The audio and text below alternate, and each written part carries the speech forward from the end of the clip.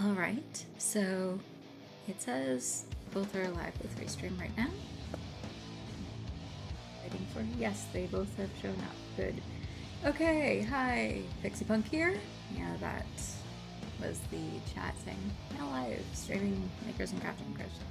So yeah, or the chat is ready to display messages. Okay, cool. Yeah, Streamlabs. Anyway, today I'm going back to working on a whip that I put away for a little bit. It is a shirt.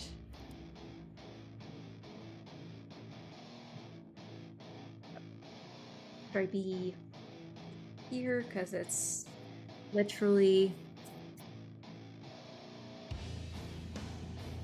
sock in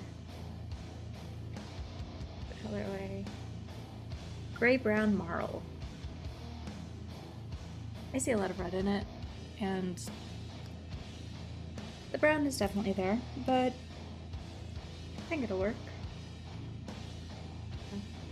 The black that I'm using is Hobie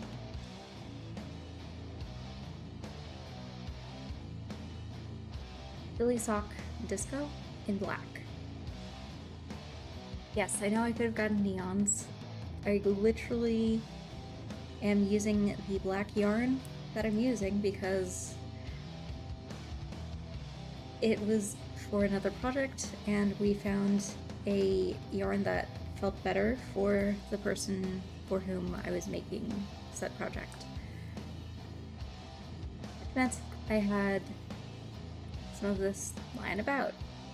Cool thing with that is if you look at yarnsubstitutions.com, I think it is that it's like yarn substitutions, so yarn sub.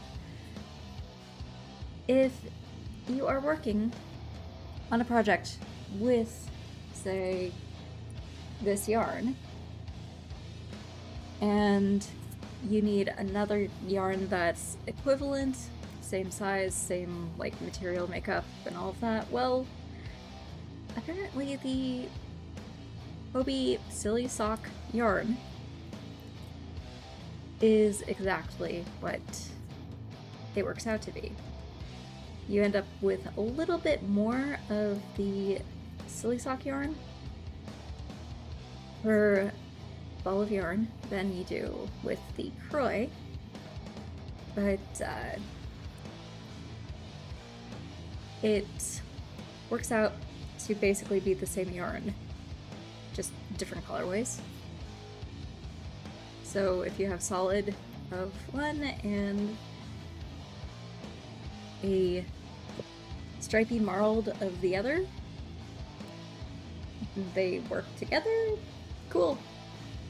You're good to go. Anyway, working on this at the start today, and then I plan to make a secondary project bag, because I've been keeping that in this. I also need to make tassels, I guess, for the ends of this. I was just playing around with nylon rope that I had lying about, but yeah, very bright yarn. This is... it's showing a little bit more, I guess, true to life on camera than it is in my hand right now because of the lighting in the room. But yes, this, okay, no, it's, go on. Yeah, there, it's that, basically. It is neon, which is great for if I put the project down anywhere because it will not blend in to anything, like anywhere in the house other than the same yarn. And because of that, I made neon yarn bag. It makes it really difficult to forget where I have a project. which is why I've had this project in it for a while. I didn't have to worry about searching for it. When you have too many bags that you're trying to narrow down into, like, the projects you're keeping and all of that, you kind of need to be able to look at the bag and know exactly what's in it. That one works. I should make a couple of others.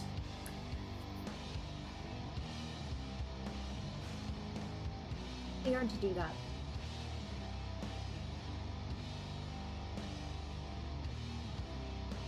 Summer shelf.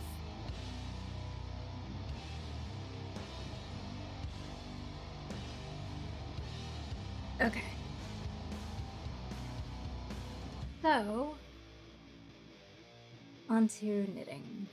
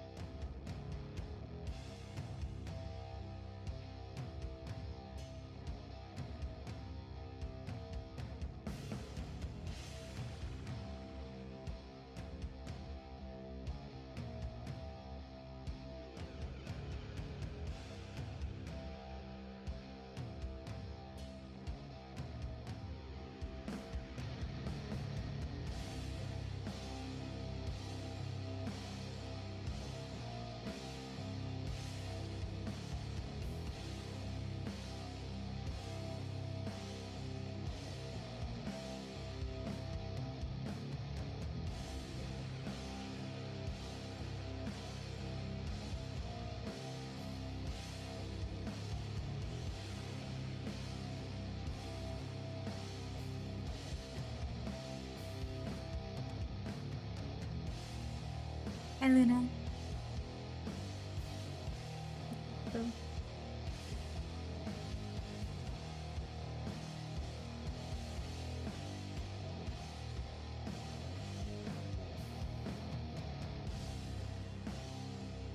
How are you doing today?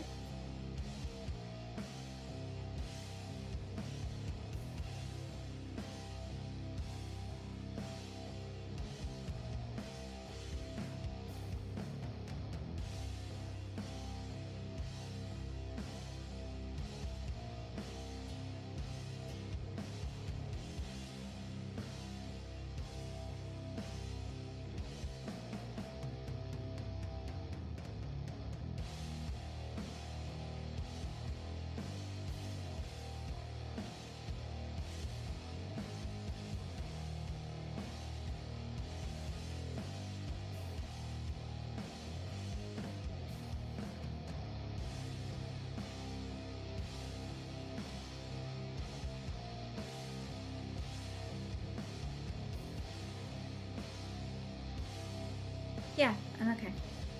You?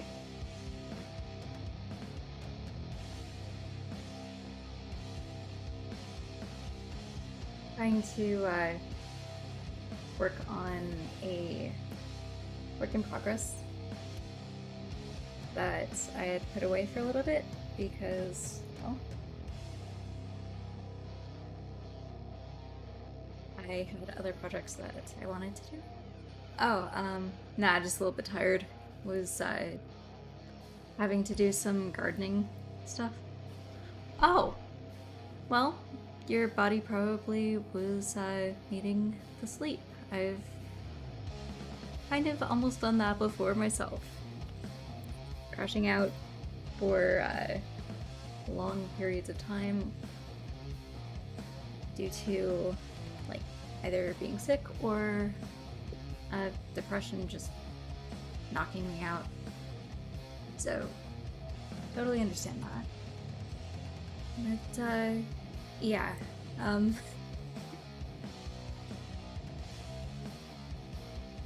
Did a bit of gardening today, so arms are a little bit sore.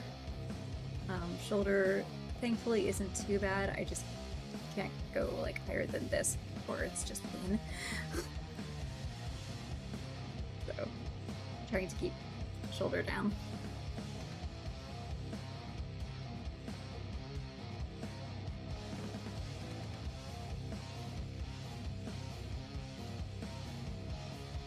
Thanks.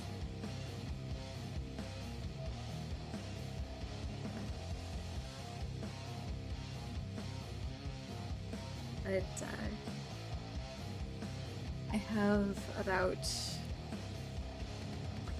4 sweet peas that are too big for my indoor starter garden, and I need to move them outside, which means get that done with. Whether my shoulder can handle it or not is kind of irrelevant because they need out because they're too big for the planter inside, like the starter area. So, when those are moved, when the tomatoes that I have currently ripening on the vine are finished growing and there's no more new tomatoes, basically I've just, starting from seeds, worked myself into something that I kind of need to be able to use my shoulders for, and I have one working one. Other ones just nope. So, that's the way it's going to be for a while. Such is life. Such is the aging DLC. But the cool thing is, the others in the house love tomatoes. And that's great, because then they can easily end up eating that and not have to worry too much about the grocery bill for that. Let's see, we've got lettuces. I have arugula that has done an amazing job. I have, let's see, a bunch of sweet basil, and I need to start drying that, harvest and dry. I have a bunch of parsley, I have a bunch of like oregano. The time is getting there. I have a lot of lemon balm, so lemon balm's good. Peppermint, I have one that survived the transplant and is doing fairly well, except it's in the same planter as the tomatoes, so it is kind of being like covered by the tomatoes. So it's getting some shade from the brutal sunlight, but I'm trying to get it so that the garden is a lot of edibles in that area, so the food budget kind of ends up lasting a bit better. Cool thing is the red cherry tomatoes are doing great. The other tomato, which was part of one of those really funny little lollipop planted like stick up things in the ground, it was basically a pizza pop. The tomatoes are doing great. The basil from that is doing great. The fennel I have yet to see. So that tomato, I'm unsure what type of tomato it is. However, we have one little itty bitty baby tomato, like this big, on it right now. The other has at least 10 baby tomatoes. At least that was as of the count this afternoon. Last night's count was about 8. So this is going to be, yeah, we have basically the start of a really nice bruschetta and pizza garden for those in the house that eat tomatoes.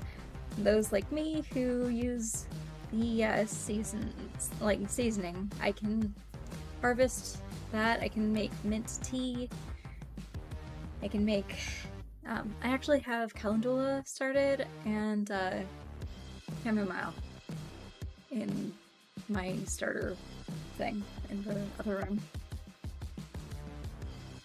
And unfortunately, I don't think I've got any of the lavender in that growing yet, but hopefully it does better than the other lavender I tried earlier on this year that did not like Florida. So, possibility is there. Yes, it is quite exciting. But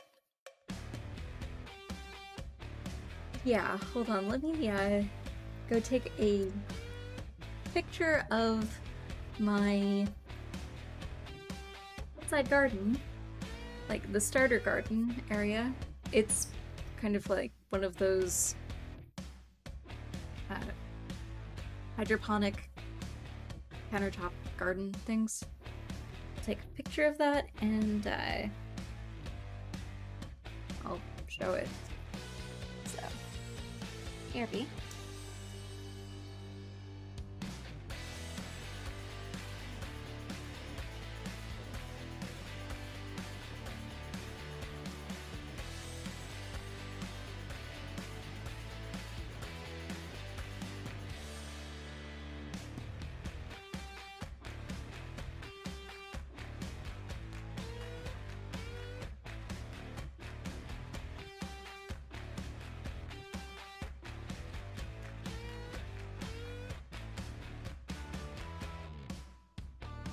Okay, let's see. The 4 longish, tallish ones, those are sweet peas. Come on. Over here. Yeah, those 4 tall things that are really thin and long and tall and slightly leaning towards the window, those are sweet peas. 2 of which are the Hyacinth. The other two are, like, the ones closer to the front of the countertop are, let's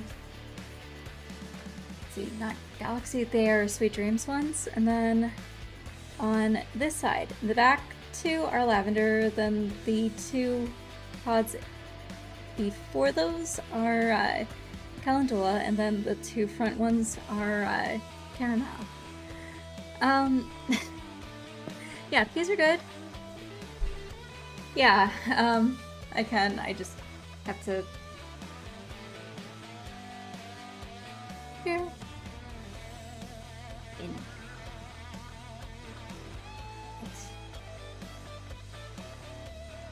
Yeah, I figured if anyone watching wasn't in Discord, they'd be able to see. But,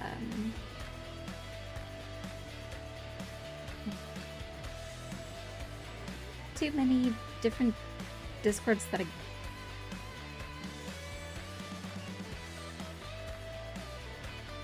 Ah, come on.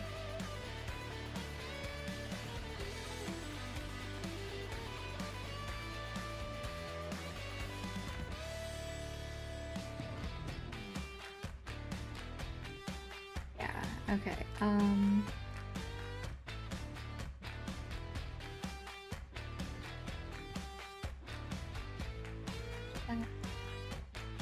then... Okay, I am just going to send the picture to you. Okay, and then post it in the server for anyone that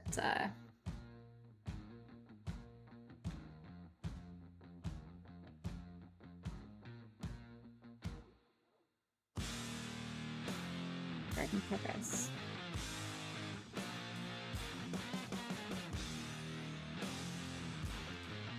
This. So I have onions, tomatoes, and other plants going into the garden progress pics. Discord, and for anyone curious,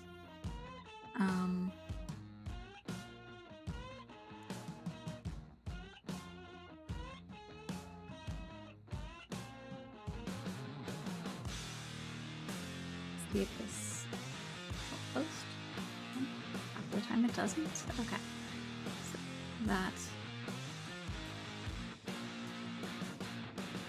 For some reason, the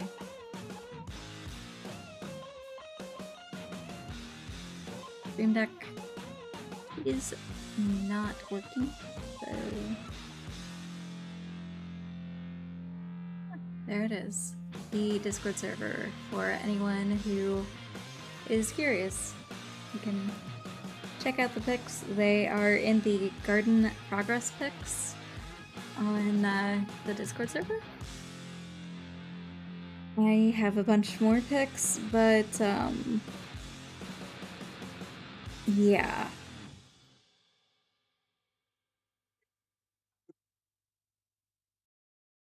If you join the server and have your own garden to post pics of, please.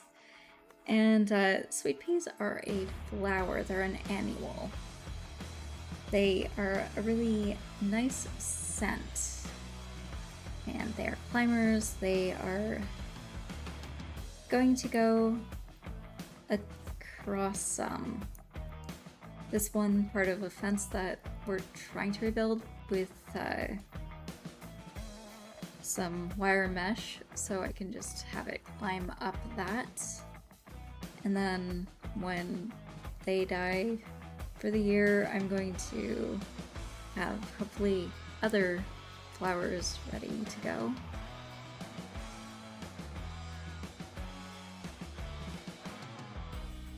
The things you do when your mom is basically the type that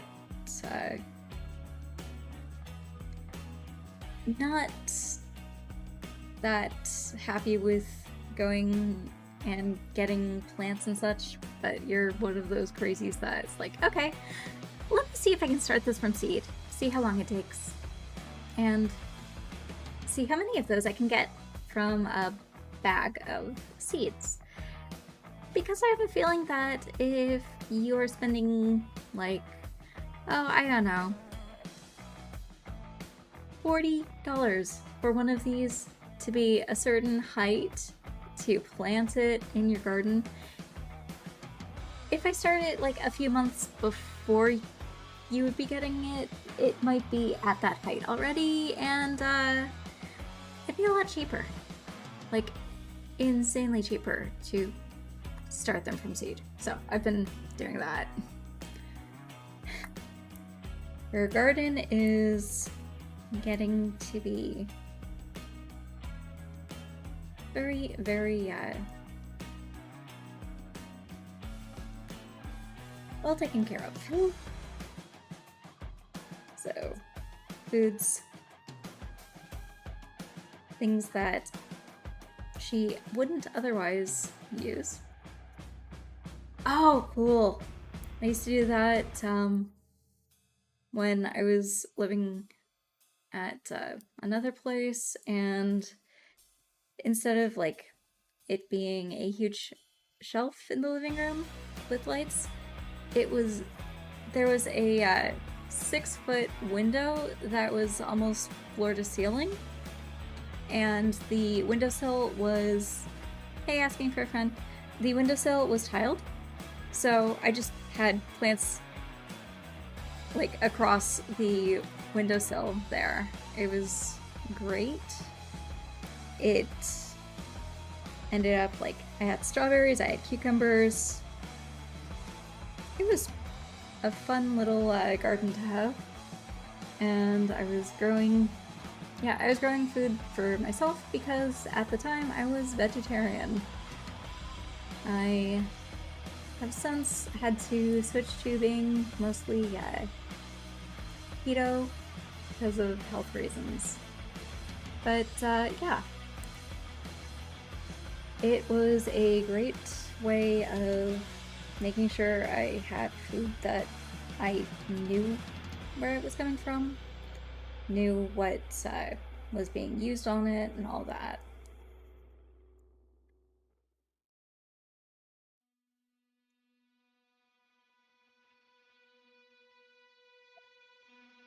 Yeah, planting is fun. Yeah, plants are great. Yeah, we've been chatting about our various planting escapades and such. Okay, I showed on stream a little bit ago a picture of the aquaponic garden. Well, not aquaponic, hydroponic garden that I've got. Oh, cool! Used to have some peace tea roses. Those are pretty nice, really nice smell. Oh, awesome! I loved botany in college. That was great. So, bet you guys possibly have like. I think I had a teacher who, for where we are, had plants that needed a frost, so she had like a freezer specifically to give the plants that needed them a frost. Yeah, so problem with living in an area that doesn't get snow, or at least last time it snowed was literally in the 70s.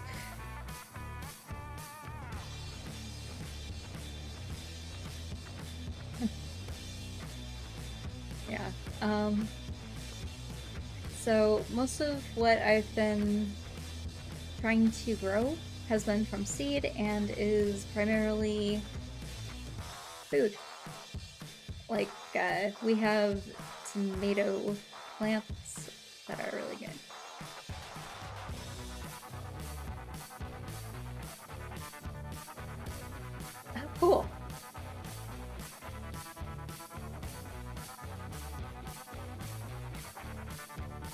That is really cool. So, is it the roses, right?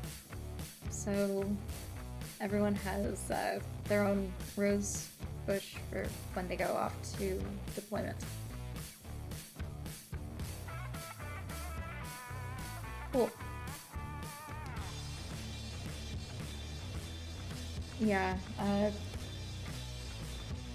if you want to see the pictures, at least some of the pictures that I've taken of the plants so far, I'm going to put my Discord in that. So the Discord is here. Yeah, safe return, and then I also think that it may have been a kind of, if they didn't, you would have the flowers for the funeral and flowers as a remembrance type of thing. A lot of people do that. But yeah, in my Discord, I have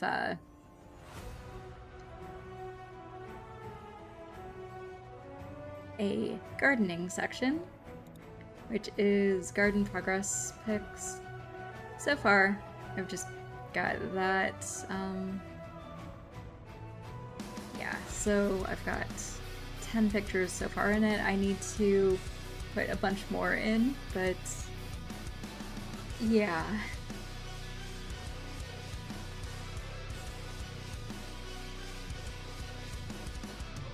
I have a bunch. I really should start posting them more often. I have some pictures of some of the tomatoes and green onions that I grow, aka scallions that I grow. My sister tends to harvest those. My mom is waiting for the tomatoes to be ready to pick, and we're just right now kind of trying to prevent the birds and squirrels from devouring them. After I took the pictures, I took one of our old tomato, like, spike thingies and kind of partially wove the sections into that for the tomatoes, at least for one of the 2 tomato plants in that garden, that planter, and I will be seeing tomorrow how that does, or at least this morning, because after streaming I have to do things like take out the trash and recycles, because trash and recycles night, and then I've got to water the plants again, because the Florida heat will kill them, and there are a few plants that are very much needing of water and don't need to be, what's a good way of putting it? Steamed to death?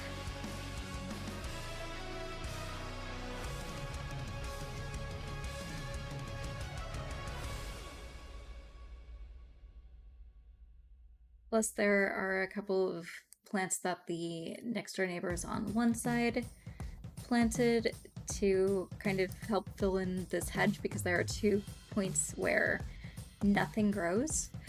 And so I'm trying my best to keep those 2 plants alive, and then the other neighbors on the other side, there are 2 plants that were planted by the mom, who unfortunately they lost to cancer, so I am just trying to help with keeping those watered. So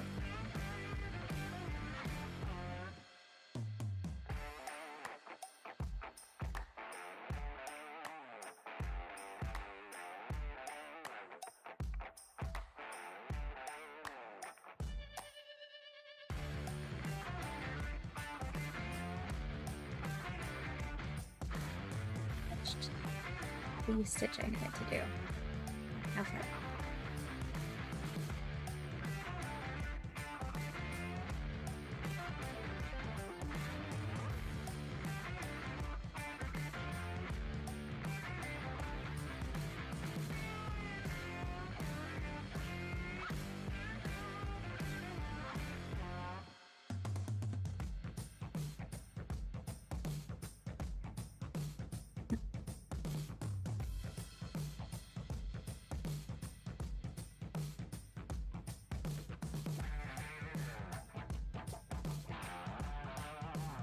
Two pills in a row.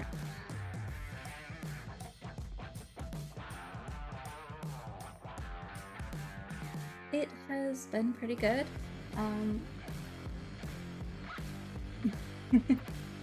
Let's see.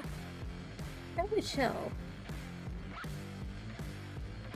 Other than the plants needing quite a bit of work and needing to basically get one of the round planters in the ground so that the next set of plants could go in, and I need to finish another bit of digging for another round planter for the lettuces and another for the rest of the herbs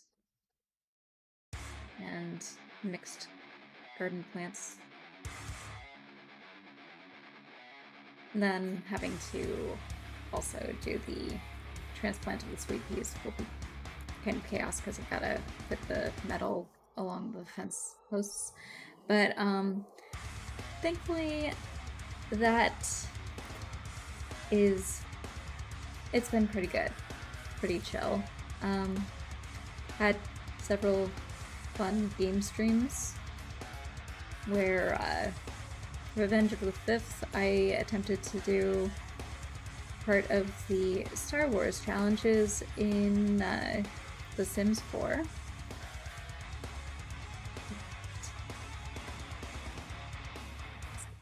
I was wearing a General Grievous shirt. Then, let's see, the Palworld stream with, yeah, not a problem. You clearly needed your sleep, so please, I have no problem with that. Hey, I have no problem with that. When your body says you need to crash, you pretty much need to crash. Your body is like, I need to repair myself. You're not giving me enough time to repair myself. I need more. Then go to sleep. Seriously. But Palworld with Umbriane, we both got some progress in. The solo Palworld was, hey, good. Yeah, your body was like, you need sleep. I will make you do it. You will sleep. And afterwards, hey, it was apparently enough. And like, it's to make you feel mostly human. Been there, done that many a time. But yeah, the solo stream was great. I was able to chat with one of the people about old tech, and it was fun. We were talking about our first Linux distros, we were talking about the things we used to use, freeware and such. Oh, cool. That is like awesome. Yeah, I love when that type of thing happens. I try to avoid carps, but every once in a while it's kind of hard to avoid. Thankfully, I've got like people around me that like experimenting with low and no sugar recipes, but it's awesome that you're able to have delicious carbs and enjoy them and not have to worry about like high blood sugar issues and anything like that. Hey, yeah, your body was needing fuel, and carb is one of the most common ways for it to get it. So, totally understand. So, what type of pizza did you go with?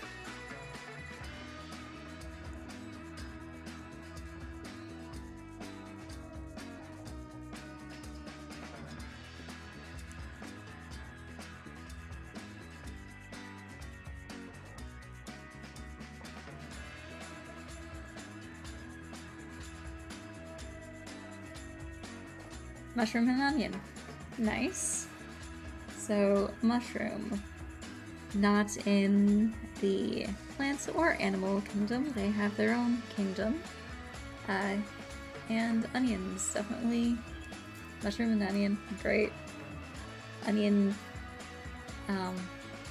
luckily doesn't spike my blood sugar. It does partially spike my mom's. I'm weird in that I can have popcorn. It doesn't spike my blood sugar as long as I put copious amounts of butter on it. That's okay. I'm totally fine with mushroom and onion pizza. I enjoy it. I just have to make like the low carb or just make a very low carb tortilla pizza. Yes, it is great, especially with multiple amounts of like butter. And basically, it doesn't spike my blood sugar at all. It just fills you up. It is mostly fiber, and I think of it as delicious butter delivery.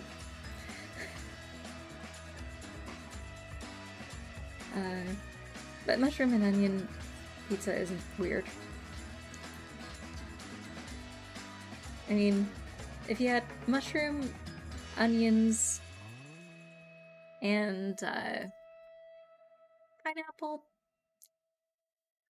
I would be kind of curious as to what flavor that would be like, but I have to avoid pineapple, so. But mushroom and onion pizza is delicious. I totally agree. And then, depending on what sauce you use, it can be very creamy, it can be like very tangy. So, that.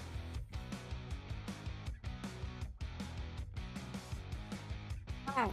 Yeah, I found out I was diabetic because I was worried about my blood sugar because not my blood sugar. I was worried about my blood pressure because my blood pressure cuff that I had been using kept erroring out on me. So I went and got like a heart health thing done. And the guy who was testing me was like, "Okay, let's check your blood sugar because your blood pressure is really good. It's like within range." My blood pressure cuff, the way it was airing out, it would tighten up to the max amount, stay like that, and then loosen, tighten up again, and loosen, tighten up. It would keep doing that, and it was like, I thought, okay, it's too high for it to test. No, it was like low or right in. But when they tested my blood sugar, it was in the 300s. So he did a quick A1C, and that was 11.7. That's how I found out I was diabetic. Yeah, and at the time I was a vegetarian, so I got the pinprick stuffs and kept testing with every single thing I was eating to find out what was spiking me, and it was everything. Everything I was eating. So I went back to eating meat, and that stuff didn't spike me at all. So, yeah, I basically had to say no more to fruit and veg, and yeah, same metformin. No injections, just the testing with the finger prick. So, lancets and glucometer. My dad apparently he is 1.5, and that means he was a type 2 who he was a type 2 who didn't get it under control, and then his pancreas basically quit working on him, so he ended up basically functionally a type 1 due to the type 2 diabetes not being in control. So that's why I'm like very focused. I am totally up to should I put a recipes section in the Discord group?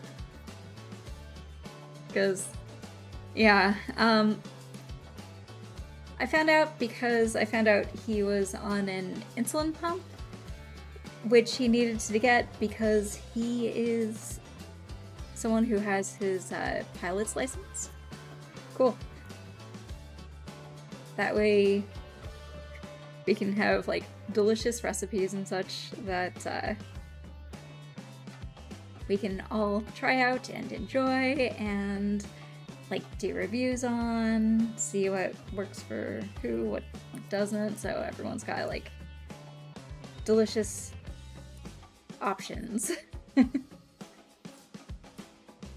I'll have to get like my sister to write down some of the recipes that she has come up with that are delicious.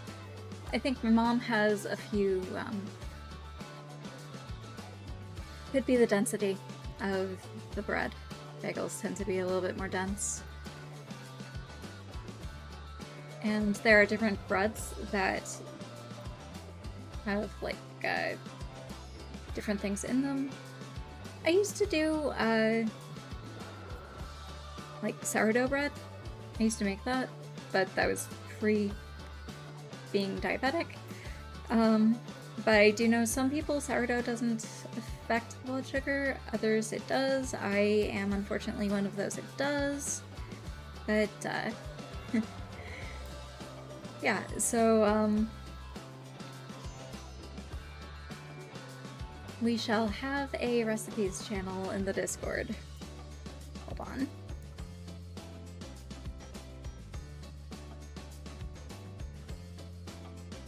Okay. This new category.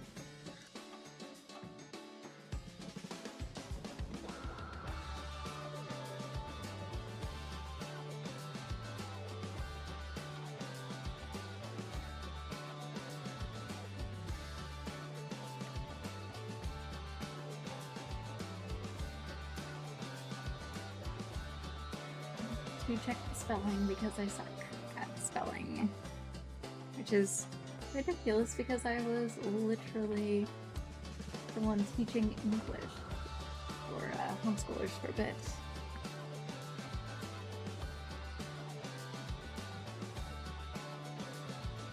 Okay, that wait, recipes, text.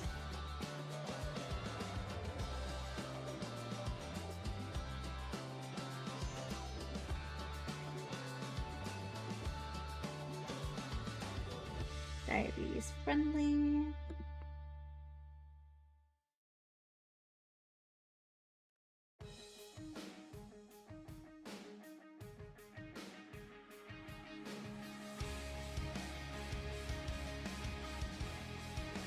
Other one that is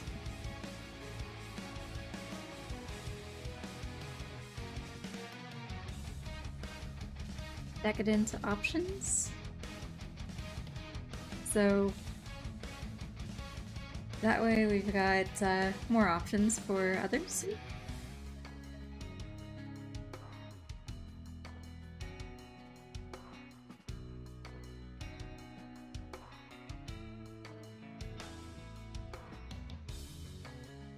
Yeah. So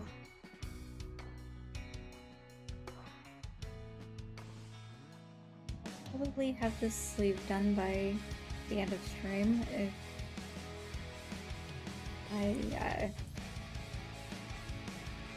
don't decide to just switch to the eye-searing neon goodness. But I've got it. Thank you.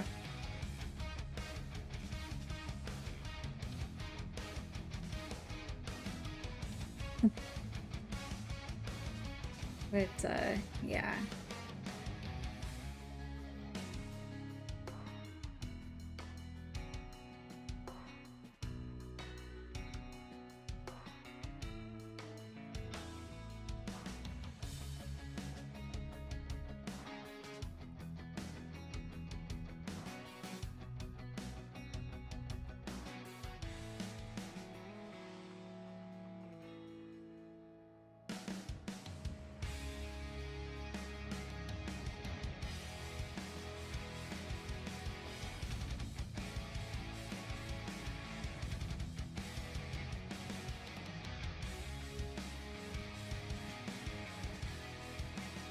Tonight, so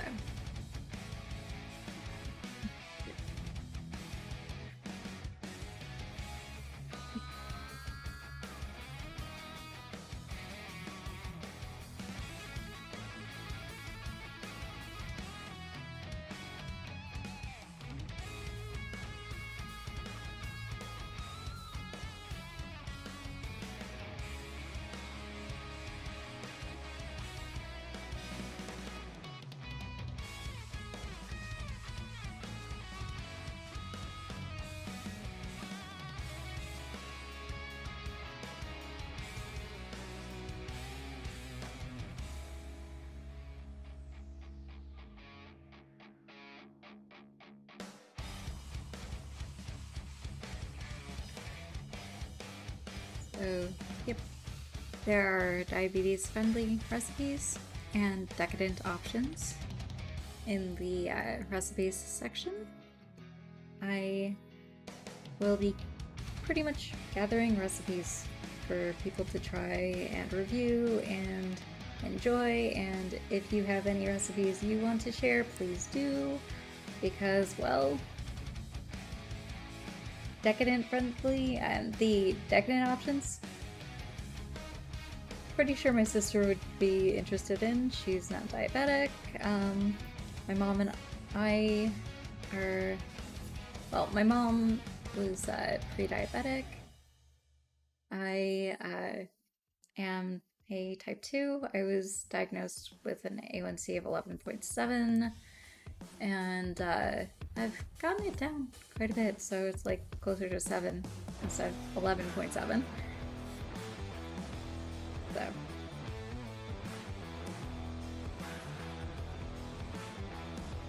Yeah.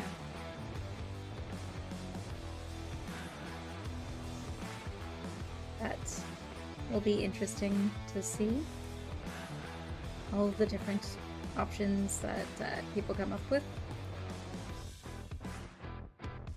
And I'll see if I can get my sister to maybe review as well.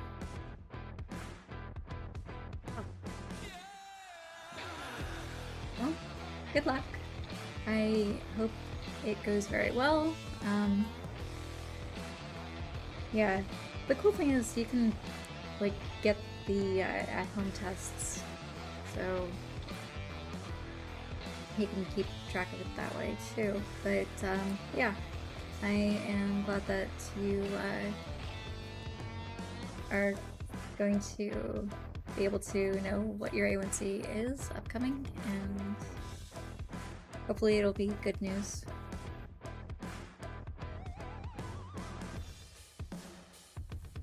Whether it is or not, you're here. We are doing this together. Yeah.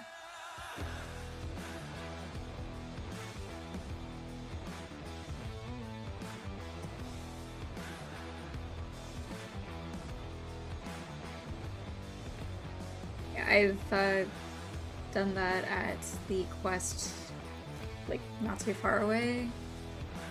And yeah,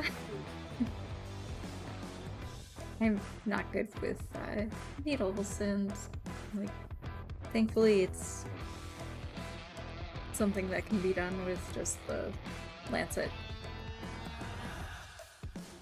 Unless they're doing it at quest, in which case it's a vial of blood. So.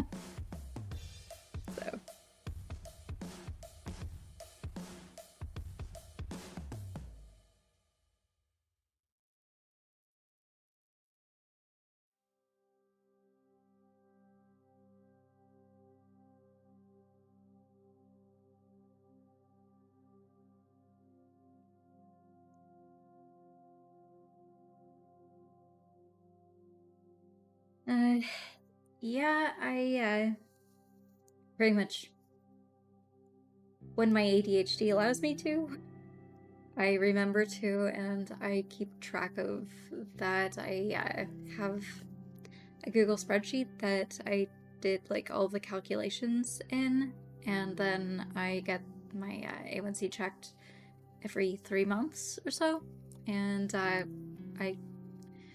make sure.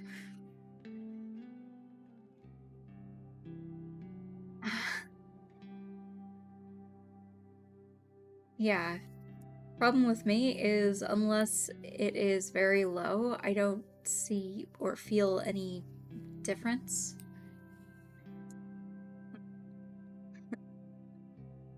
But when it does go really low, I'm like insanely shaky and like about to pass out. So, hate when that happens. But yeah, I basically use the A1C tests to gauge how accurate my testing with the finger pricks. Around 70 for me.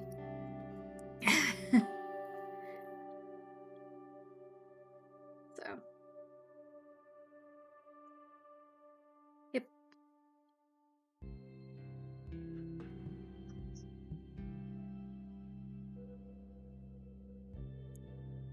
Type 2 be like that sometimes. Cool thing is, that is literally why we still have packets of sugar at the house. Oh, nice. That's actually pretty nice. Yeah, mine was about 148. And yep, that was my average today. I believe was 148. So yeah, we're doing pretty good.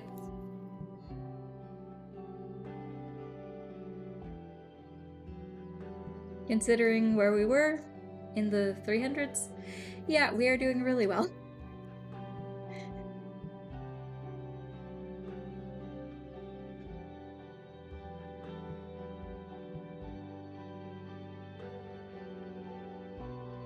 And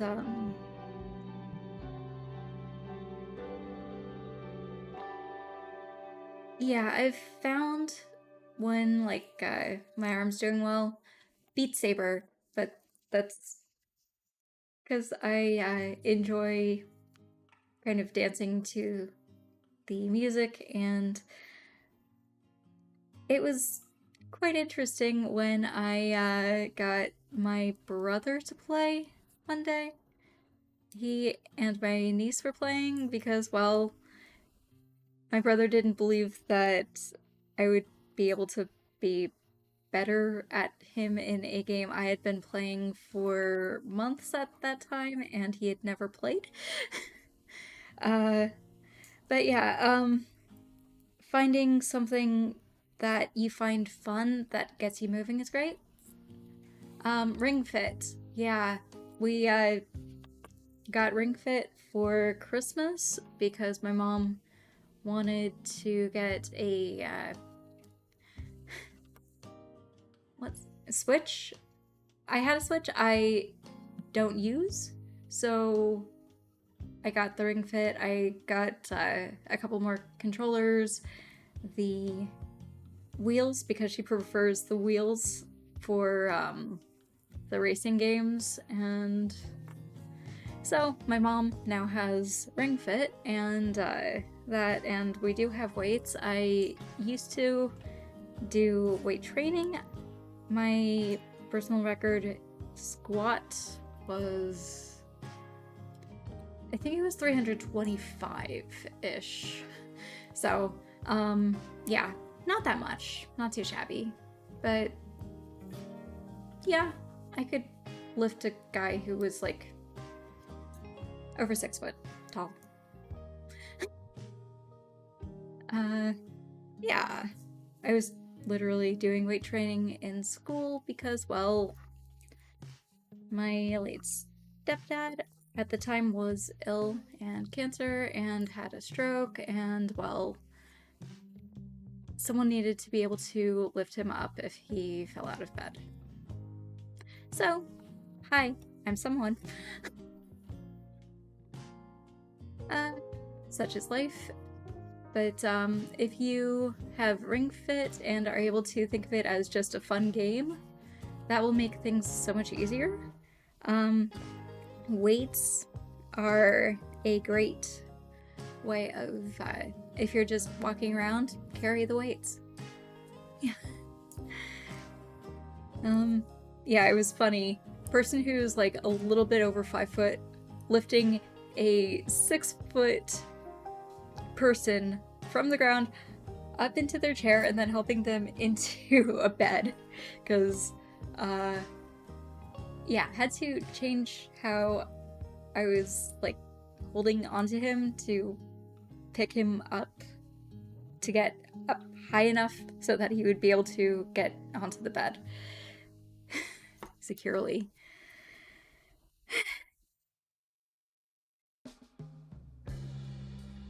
Such is life.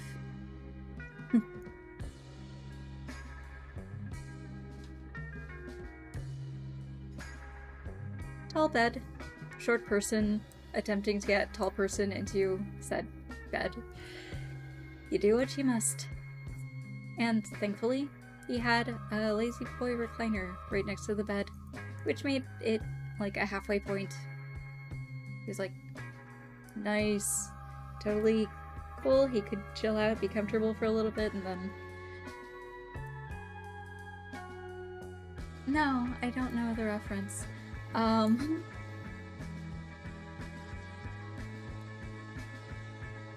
And I was in a, like, it was in college, I was taking weight training so that I could just make sure I was able to lift him.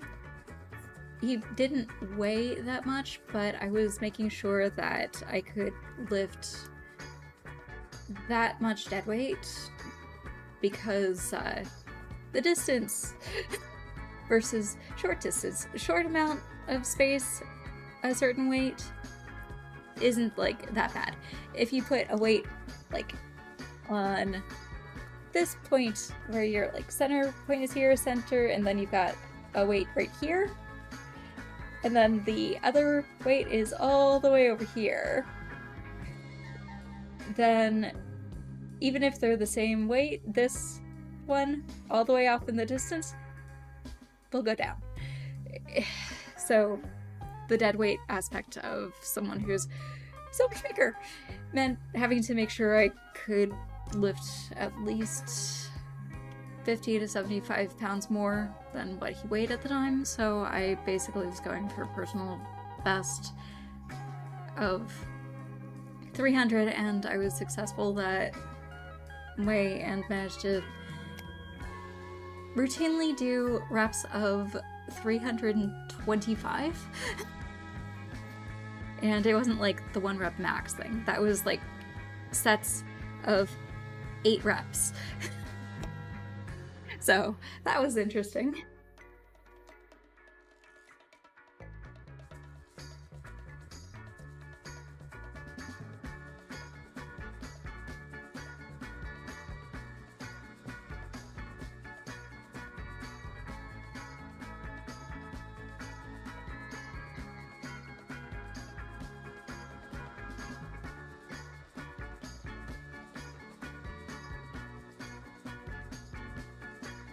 But, yeah. The way this shoulder is right now, there's no way I would even be able to lift a 45 with this arm. But at least we thankfully have rehomed the squat rack and a lot of the weights. We have like a couple of kettlebells and regular hand weights now, so. But for squatting, I wouldn't have to. If someone else was able to put the weight on the bar, I could still squat that.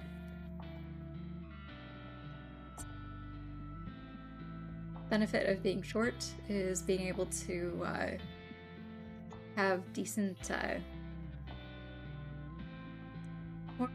and be able to lift weights and not have to actually go that far.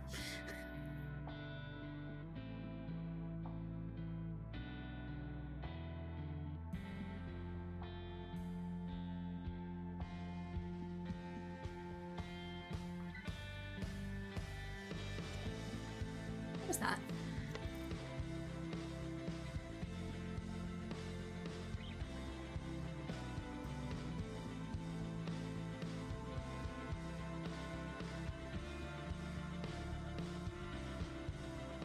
Chewy. Yes, Chewy. Okay. Really cute emoji there. Or, yep. Chewbacca. If Umbriella were here right now, she would be making the noise, like, Chewy speak.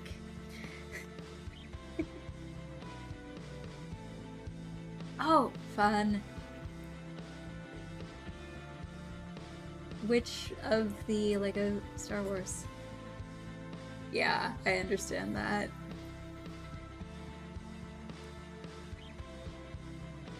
Yeah, Umbrelle's May the 4th stream was also Lego Star Wars. It was, for her, she was doing the Skywalker saga in old save. Alright. Cool.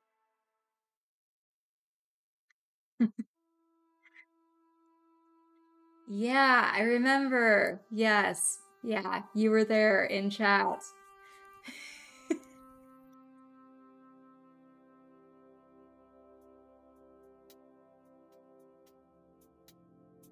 So, yep. Yeah, the music definitely is nostalgia. And then the really fun way they do things with the cutscenes, I have always found hilarious. Oh, no. You were not annoying Umbrella or, like, really anyone. It was great having you in chat, so thank you very much. It was fun.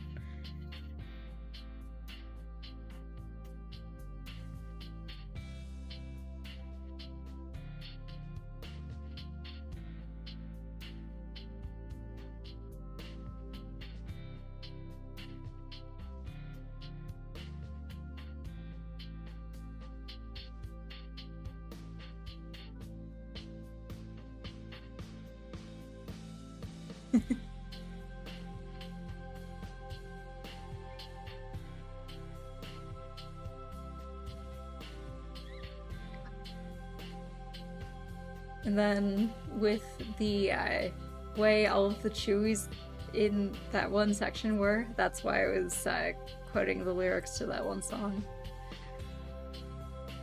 Because it was like, okay, yes, it is basically describing these Chewbaccas that are being insane and shooting like crazy. Yeah, it wasn't anything about you. It was just those Chewies were All my friends are heathens, take it slow. Wait for them to ask you who you know. Yeah, it was those Chewies were that song, basically. Those crazy friends that are really, really unstable and shooting at everything. You are not the shooting at everything. So you were just being like a really chill audience member who was participating in chat and keeping the conversation really, yes. You were keeping the conversation going, making it great for her to have conversation and not feel like it was forced at all. So it was like, cool, thank you. That is one of the great things about chat. When people chat, it gives you something to react to that can just make a really, really fun and sometimes even like creative experience. By the way, creatively, since you've been sleeping, you how has your Godot been going, or Godot been going? Have you been doing much more on that? Because cool thing is we also have another person working on programming in like the two chats who is planning on making an app. That's okay. So yeah, they're planning on making an app that's going to be on iOS, so such is life. Nice. It's good to give your brain a rest every once in a while, especially if your body is needing the rest. But, yeah. Okay, so you know the background that I have here being all, an AI depiction of a kind of workshop for a, yeah, for a magician or something? Well, that Technomancer, I am going to be working on making a replica of that in Blender, so that I can have a virtual set, and then I'm going to try putting a few things in the set, such as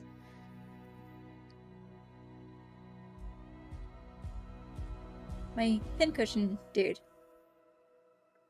So, cactus pincushion has eyes and a mouth that I can set it to.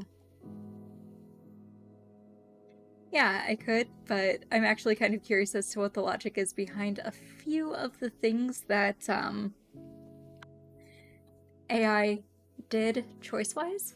But because this little guy has eyes and a mouth that are in a specific spot, I can use that as points for, like, I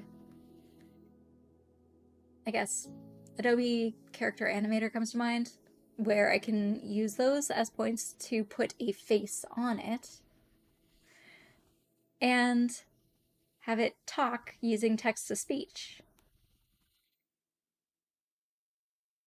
as, like, a little guy in the background doing the chat part. So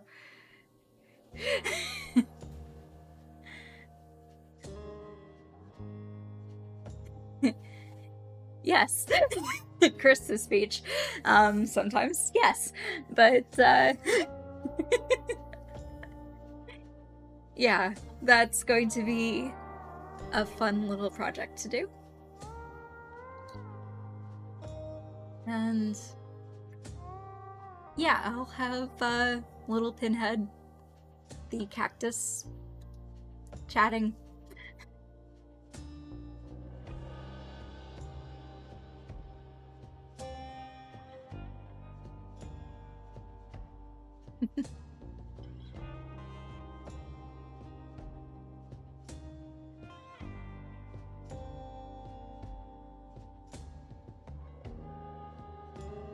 But, yeah, the background, I would... yeah. The background, I want to see the logic behind a few of the AI's choices in things like... Let me see if I'm going the right direction. This way, or is it the other? Yes, this way. Okay. That chair's okay. But, the one that's like...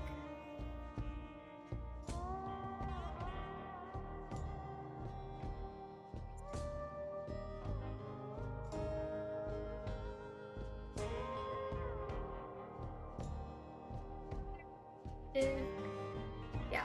This chair, it's really weird, backwards, and messed up. The lamps are kind of interesting in that a lot of them are light orbs that are surrounded by, like, just in right over this shoulder. I've got the one that's about around-ish area of metal, potentially.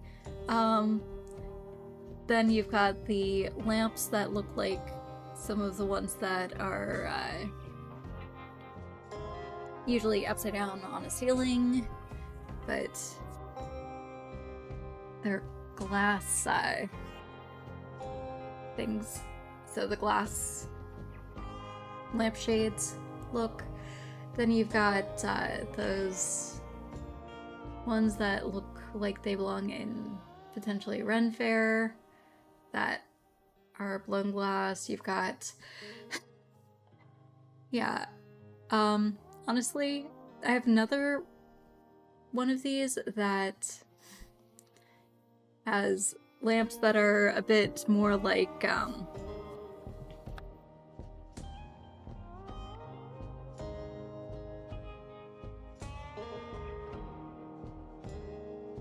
my desk lamp, but green. So, desk lamp, but green. It is going to be interesting just seeing how I can incorporate aspects of that one as well. Yeah. The other one, there's a point where in the background there is a what looks like the start of a lamp, but also it looks like a section of a tool belt. And I'm like, maybe that's the leatherworking section.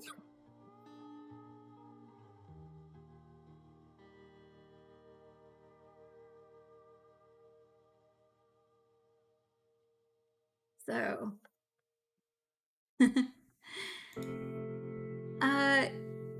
yeah, it can be a travel lamp. That's just, I literally can take that lamp. It's one of the Logitech Lytras and plug it into a USB power bank and have light all night if I'm working on something and power's out. But yeah, it's a really good lamp. But yeah, curious as to what the canisters are, like the ones on this one desk are. Like, they're over here. You've got the boxes over there. There's what looks to be a point of sale section there. But it's going to be interesting figuring out exactly what I want to keep, what I want to take from the other one, and what I'm going to be getting rid of. But, yeah, taking inspiration from AI ideas of what a technomancer's shop would be. Especially if it's like a craft shop / technomancer's store from a brief description of a shop in a story I've been writing. So, cool thing is I'll be able to use the 3D shop that I end up building as kind of actual art for the book when I have that finished. So, yay. I might. It honestly depends on if I do that in my laptop or not. If I use my laptop, then I basically would be just focusing on that and not streaming it. If I use the desktop, then I might be able to stream it, I might not. It honestly depends on the amount of processing power I kind of need.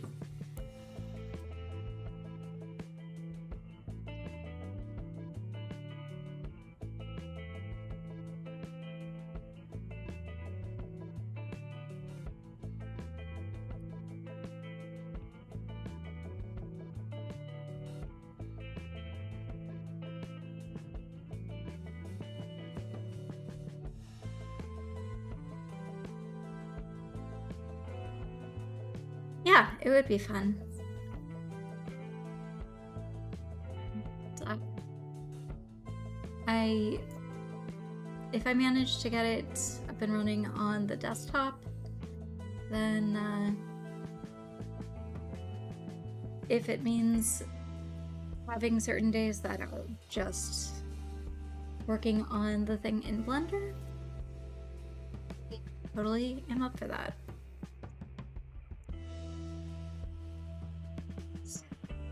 Use Blender in a few years, and it'd be great to get back into it.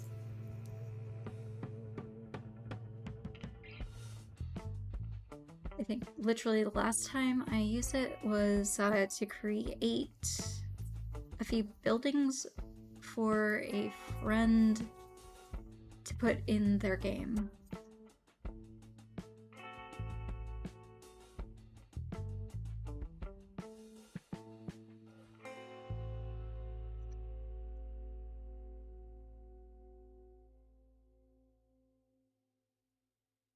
It would definitely be a challenge, especially with all of the roundy things, but I do know that there's a way to do orbs, there are ways to do torsos, there are...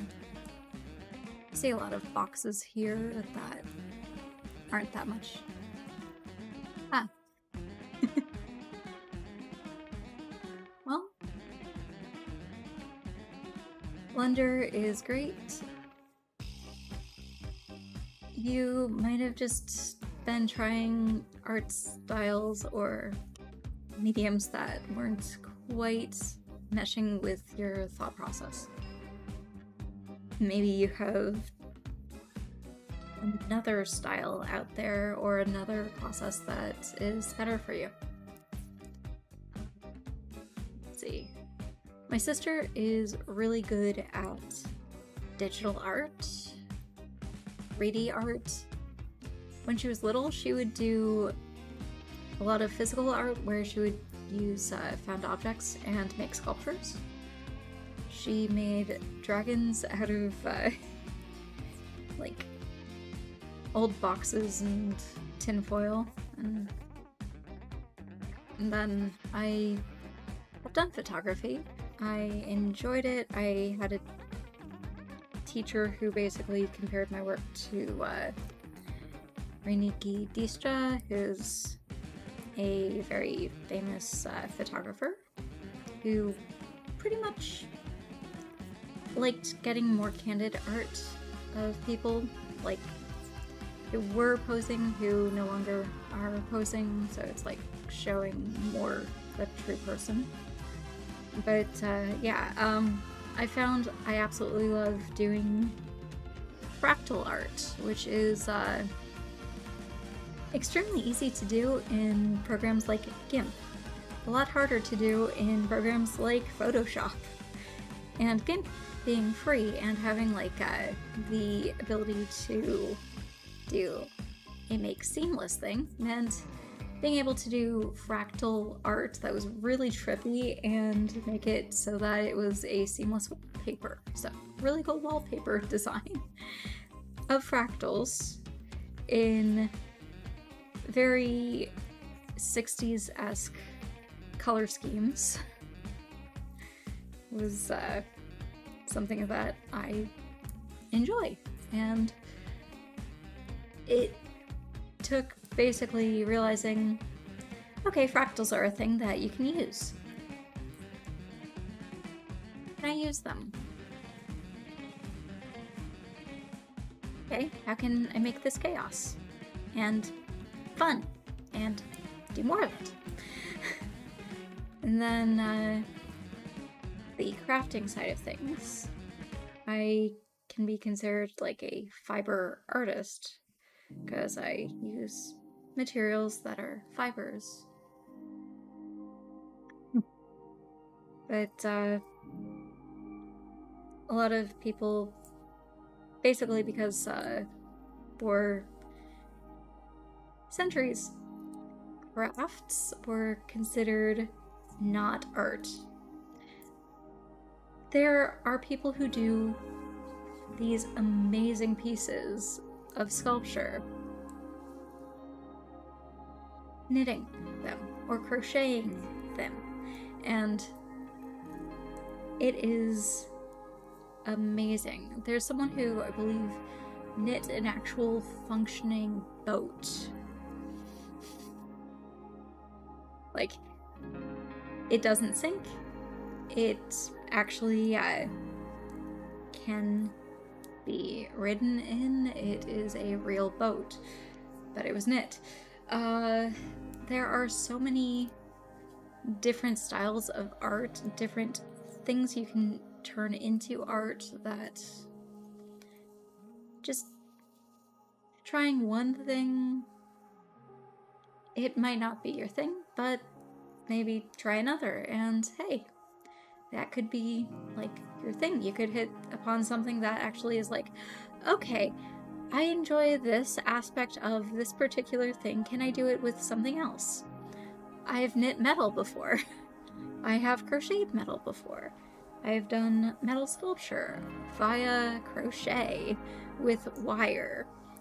I have also done Viking knitting, which is taking one long strand of wire and turning it into what looks like it's a chain, but it's actually just loops knit upon themselves. So you never know what your particular art is. There are so many to choose from. It can get a bit like chaotic if you look into them, but finding one that isn't quite your cup of tea, it doesn't mean you suck at art. It just means that that particular medium or style or whatever it was you were doing in it might not have been the thing for you personally. So, yeah, maybe try another. You might find something creative that is your art. Do you do music? That's an art form. Do you write? That is art. There are so many styles of art, so many mediums of art, that really saying someone sucks at art, I can't believe that there isn't one thing of art that they can't do. Because, I mean, there are so many options, and it's hard to find anyone who has even gone through a tenth of what's currently an option for art. And who knows, maybe you'll find a style or a medium that, yeah, you just haven't discovered the one for you yet. You might find one that others haven't even thought about yet. You know the craft that people do where they take crayons and tape them onto a canvas and use a hairdryer to melt the crayons into a piece of art? I had a teacher who assigned an encaustic. That's what he was thinking we were going to do. I took it a different way. Because an encaustic, technically, is painting with wax.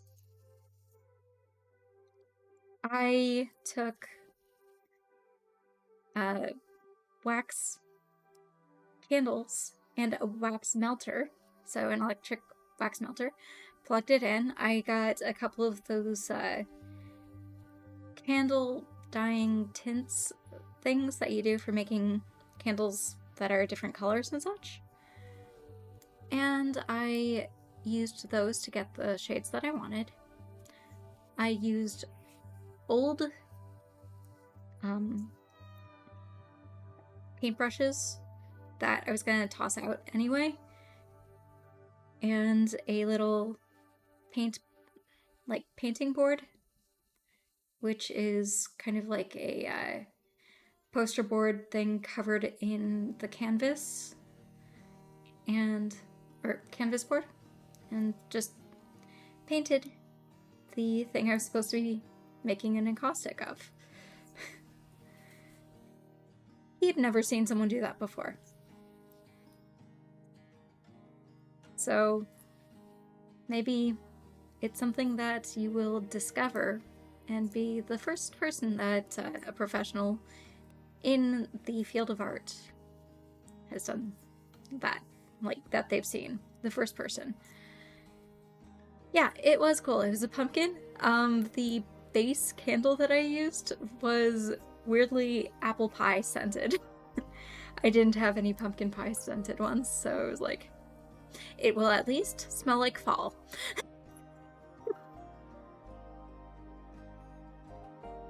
It was cool in I had to work really quick because the wax that was on the paintbrushes would cool off really quickly, so it was like, okay, the melter was here, and literally, like, right next to it, I could literally just drop the paint that I was using that was, like, paint. It was wax with the dye in it onto the thing. I was going from the lightest dye to the darkest, so I was building up color in certain areas, and it was awesome. But if I had the paintbrush out of the wax for too long, it would end up basically covered in dried wax.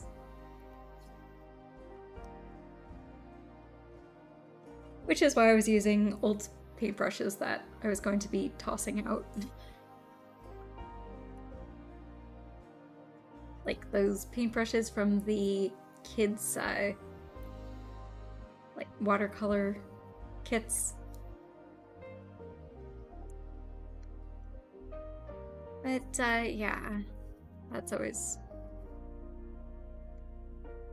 fun. And then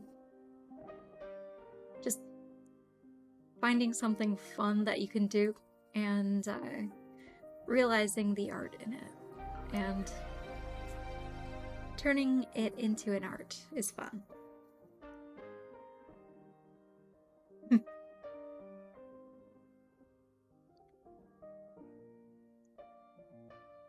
So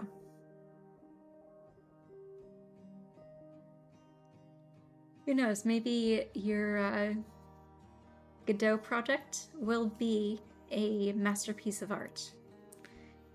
And the art could be the art of programming.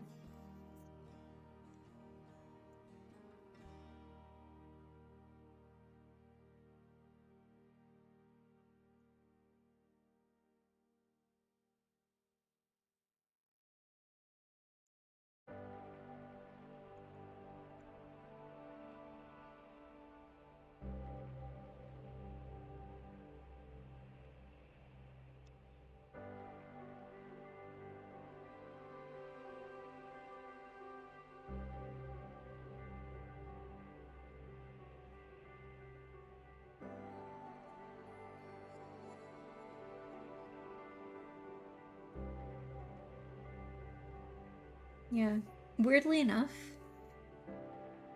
I started teaching myself programming in the early aughts. And what helped me the most with programming and learning it was knitting. Because this has if statements, it has while statements.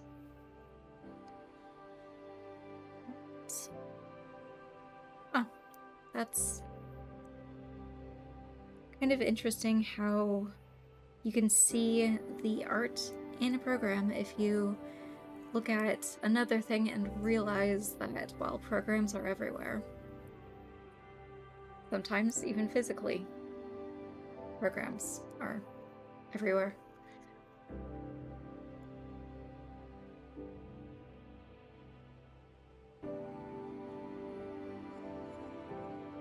Yes, I am a nerd.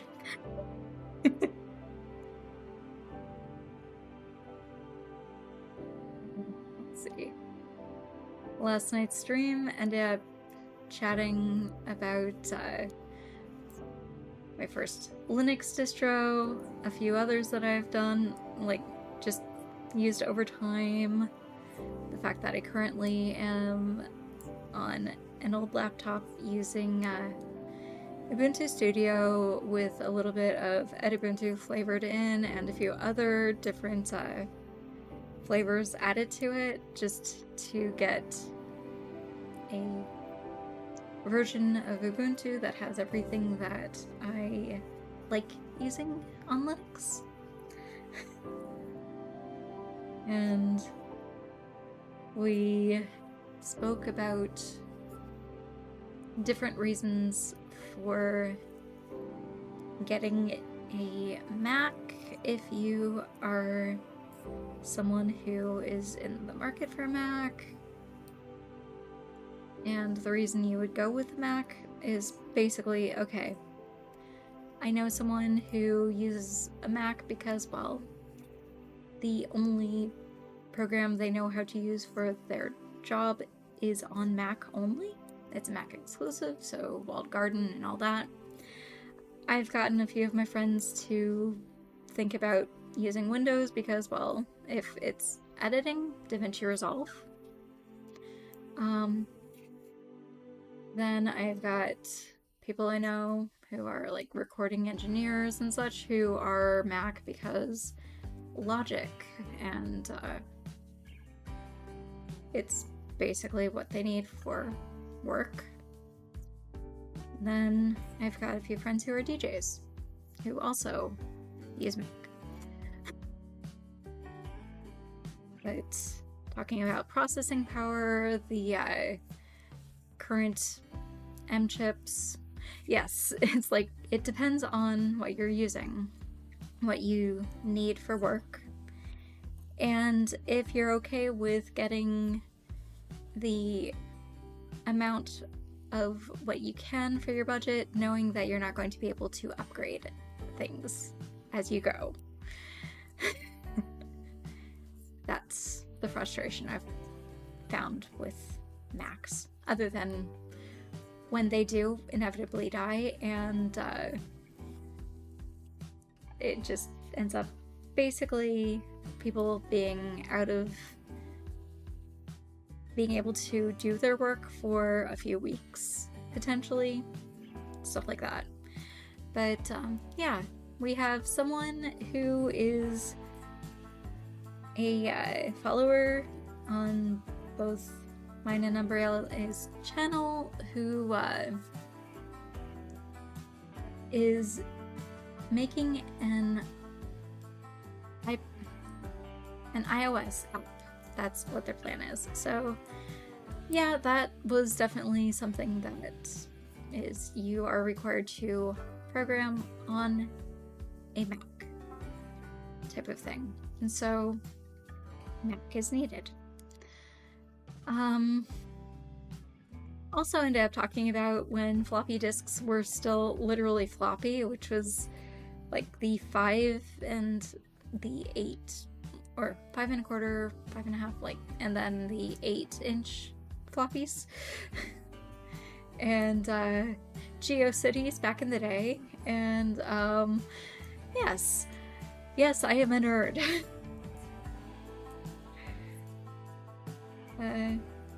We had at the house when I was little a Xerox machine. I was on my tippy toes trying to put my art and see if I could get it to align to the arrows to close down the thing to make a print. When I was like a little kid. And then, let's see. We've spoken about a bunch of things. Oh, I found a few of my Game Gear cartridges the other day. Forgot to mention that earlier. I need to find the box that has the Game Gear so I can set that up. And if you know what a Game Gear is, yeah, I was someone who would be playing Game Gear in color when everyone else I know was Game Boy, when the Game Boy Color hadn't even gotten out yet. So, I remember the Zelda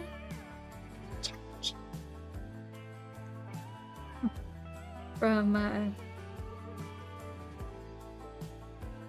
many years of gaming fun on that. Nice.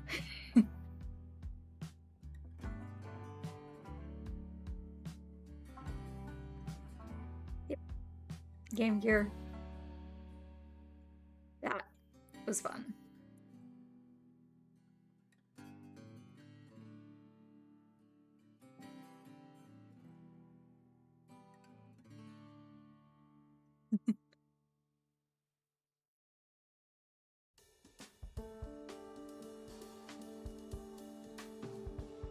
It would run out of battery after like a few hours, but yeah, you could always get, like, if you were doing a road trip, the little cigarette lighter plug thing that had the end for Game Gear, Game Boy, and GBA, I think, Game Boy Advance. And that was great fun on road trips. I remember using that on road trips. I honestly need to get it out of storage to switch out the batteries for rechargeable batteries and see if I can figure out a way of recording some gameplay, because that would be fun. I have Chicago Syndicate.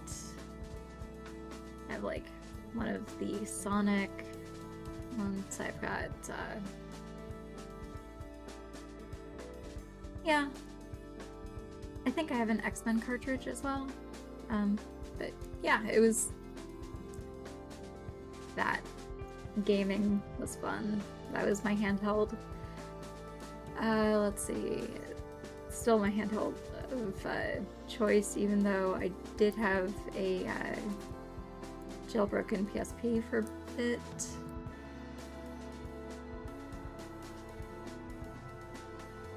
Then we had a let's see, what was it? A Nintendo, a Super Nintendo, a Nintendo 64. We had the Sega Genesis. We had a Commodore 64. That was basically our first computer. Grew up with tech and basically very tech literate people. Both of my grandmas very, very computer savvy, which is awesome. And yeah, that type of thing is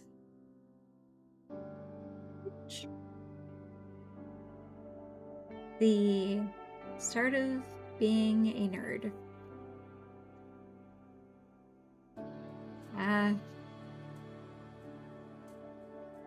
Sorry about that.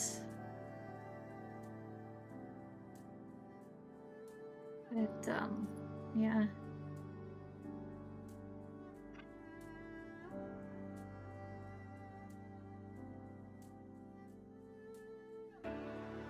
My grandpas are dead.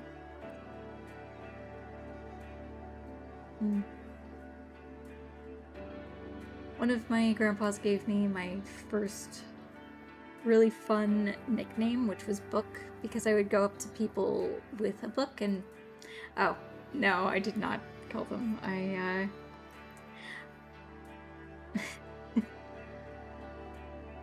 Yeah, but,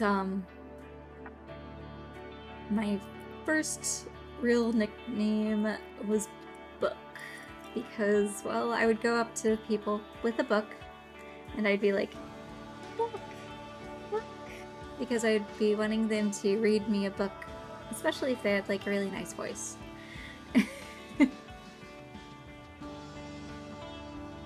I think I was destined to be a book nerd, so, yeah. He unfortunately died when I was, in middle school. I would have just started middle school, I think. Then the stepdad's dad,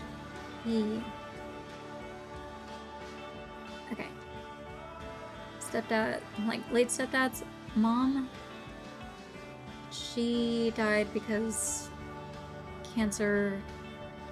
It was caught too late, and then stepdad's dad, he basically, the next year, about a year after that was when my sister was little, so her grandma and grandpa both on that side within a couple of years. And then I've got my dad's side, grandpa just passed on like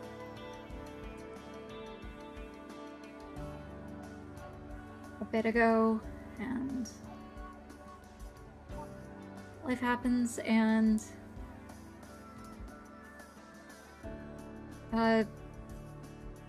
people live and die, and in this case, well, they were older when they had my late stepdad, so they had retired before he was out of high school. He had older parents, and so they, unfortunately, old age got to them, type of thing. But yeah, they were really sweet. But thankfully, if there's an afterlife, they are totally playing tennis with whomever wants to play tennis. They are having fun, probably listening to whatever music they want to, goofing off, being awesome peeps, wherever. If there's an afterlife, yeah. It's okay. But yeah, such is life. And part of life is stuff. Those things everyone must find as an inevitability.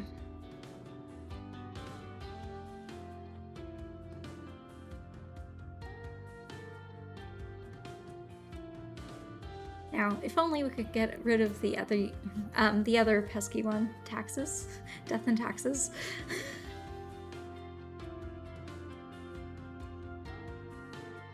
And yeah, that'd be great. But such is life, unfortunately. Yeah, but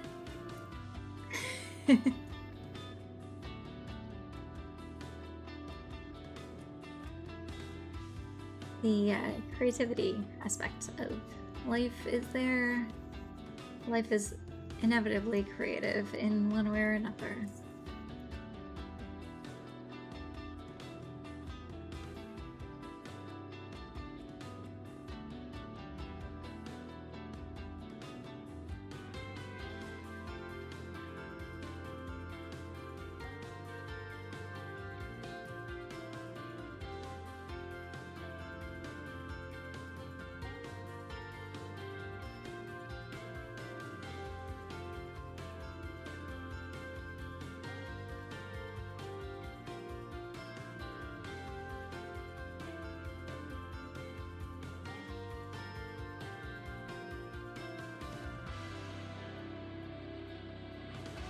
He's like, my grandpa, he's probably like hanging out with his older brothers in wherever.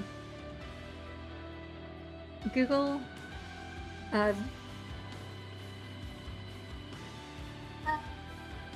if it's basically because of the things that you search and algorithm picking that up, yeah, that can get pretty cursed. And then you basically like go on a positivity binge that can help with the search and recommendations of what you get sent to you. But also it can potentially help.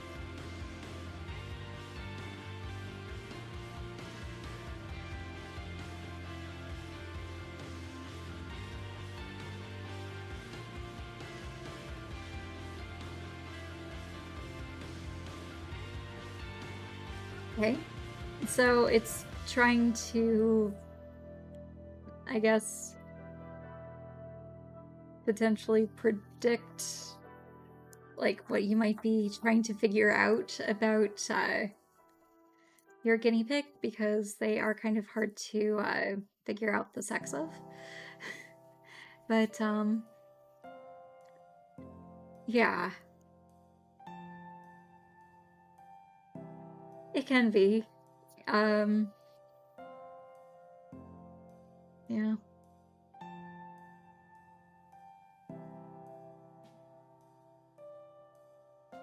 But it'd be interesting, like, looking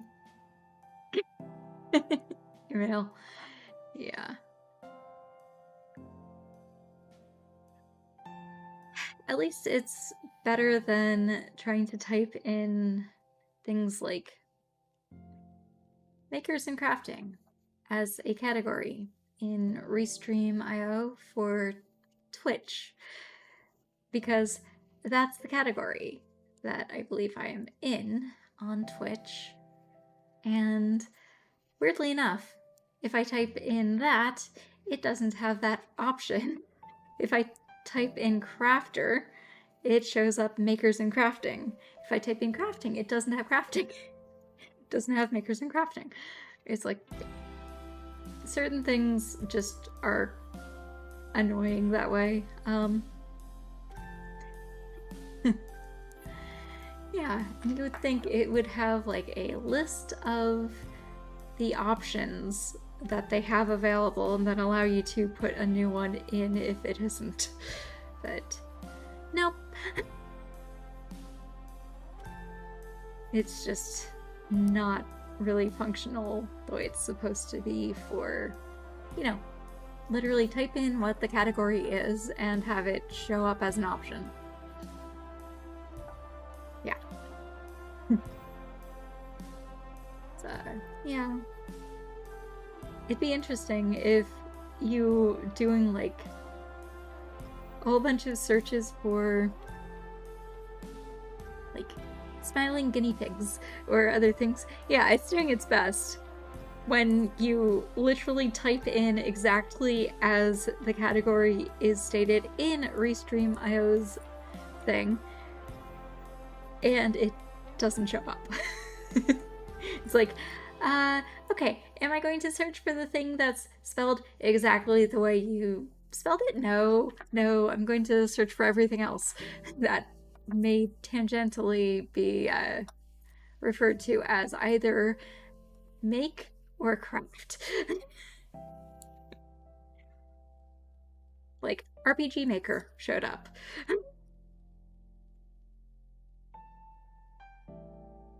So, yeah.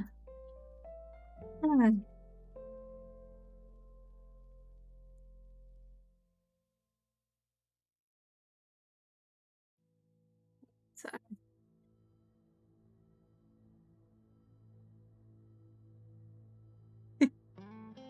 a knitting RPG would be interesting, especially since a couple of the book series that I've been reading through involve, to an extent, knitting. One of which is a vampire knitting club series.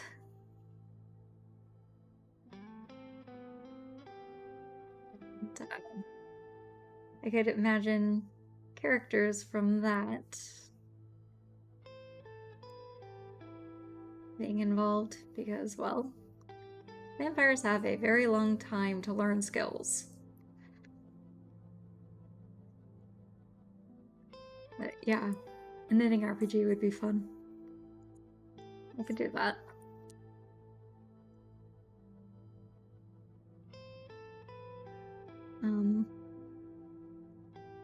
Umbrielle was working with a few people on a kind of, let's see, kind of a knitting RPG. It was kind of more like a cooking mama or cook serve delicious type of game, but it was a bunch of knitters in this one. Well, it was this one grandma knitter in this town. She was the one person who had hands, so she could knit. So she had to knit everything that everyone in town needed that needed to be knit. So it was cute, and I need to ask her if anything came of that, because I think they all went on hiatus for a bit.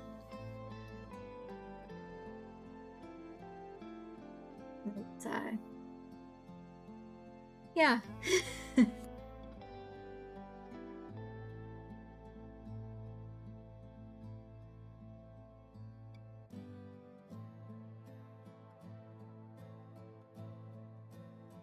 I was apparently amused because it was her concept that they wanted to work with as a game.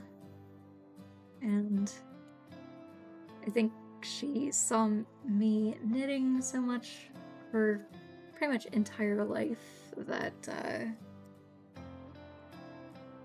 she was like, you know, this might actually be an interesting storyline. And yeah, you're not really a grandma, but well, yeah. You okay with having like a grandma character kind of based on you?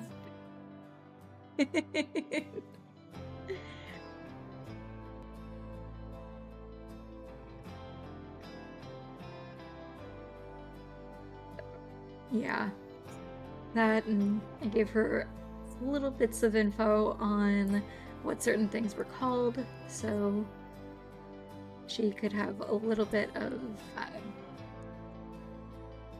basic terminology to use in the game.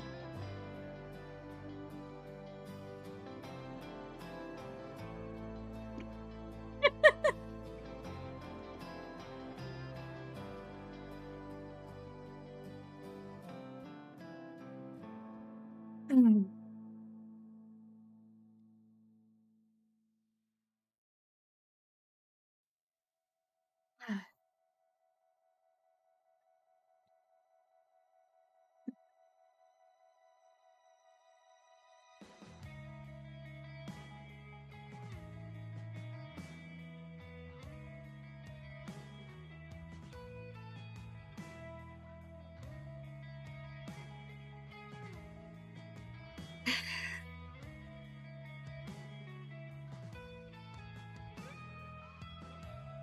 So, yeah, my sister has a tendency to come up with really good ideas for games, and then the other ideas that are options that are offered, people tend to go with her ideas. So it's like, my sister is great at crafting a story that you want to be a part of. Oh. Don't know your sister, so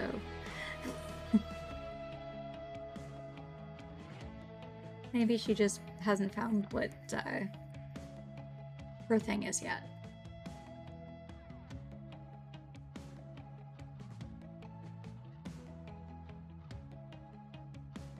I'm kind of the jack of all trades sibling in my group of siblings.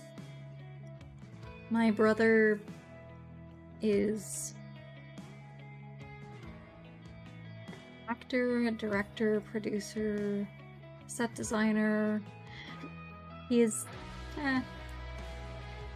well, he is someone who can play games fairly quickly, pick him up.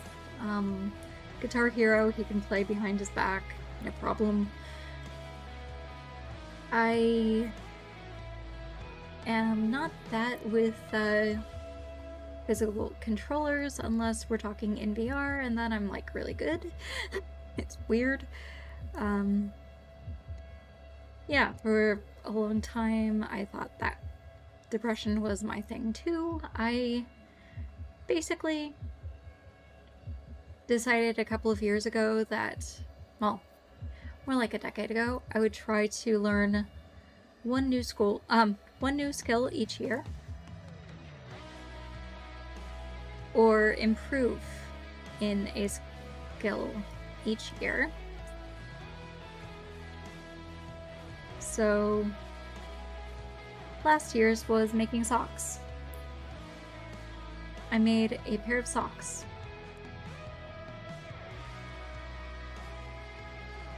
For each month of the year. These were April's. I have them here because it gives me a size to compare against for socks for other people with my size feet.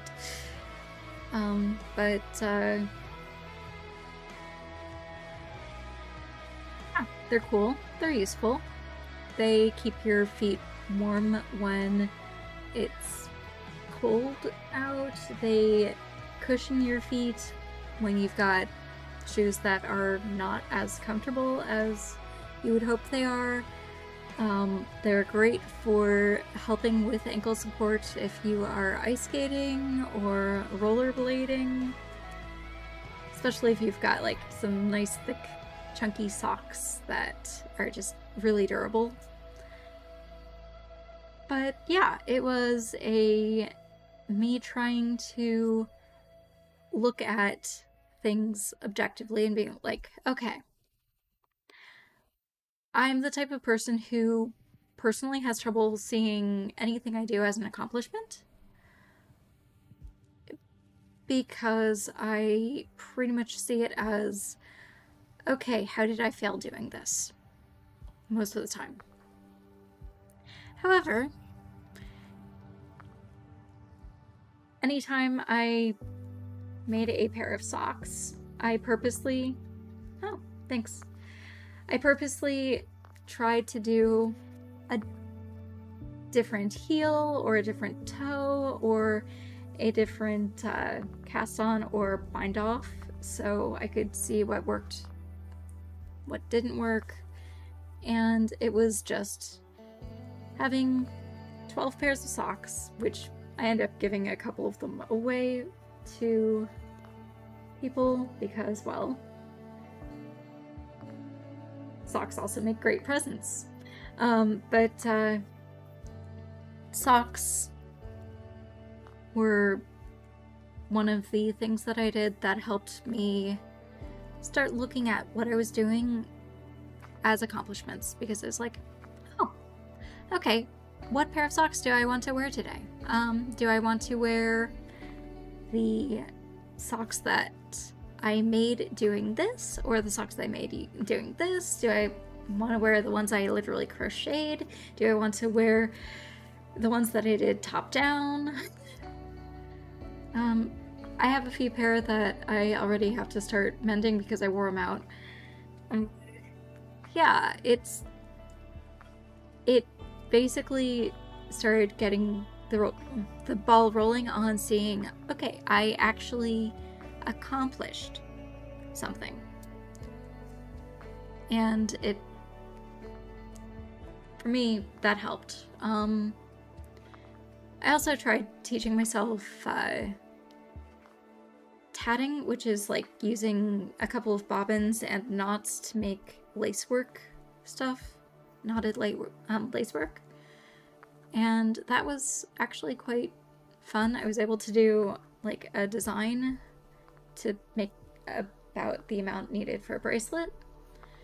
And I liked it, but it took so long, and I was like, well, I think I've accomplished as much as I want to with this project. So on to focusing more on the socks for the year. That was last year's goal, was a year of socks. This year, I've been trying to make something that can be worn. At least one garment type thing every month. January, made a hat. February, I made a shawl. Actually, I made a sweater for a friend. I think March I made a shawl. April I made a ski mask that's in green screen green, so I was able to use that to jokingly wear it as a ski mask when I had my sim do the criminal career start, and it didn't last. She ended up turning snitch, and I took off the hat. I was like, okay, yeah.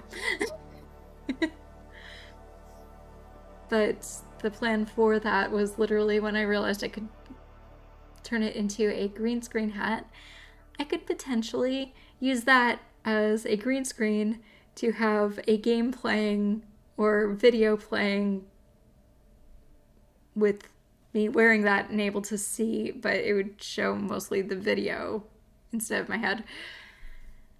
Yeah. I might still do that.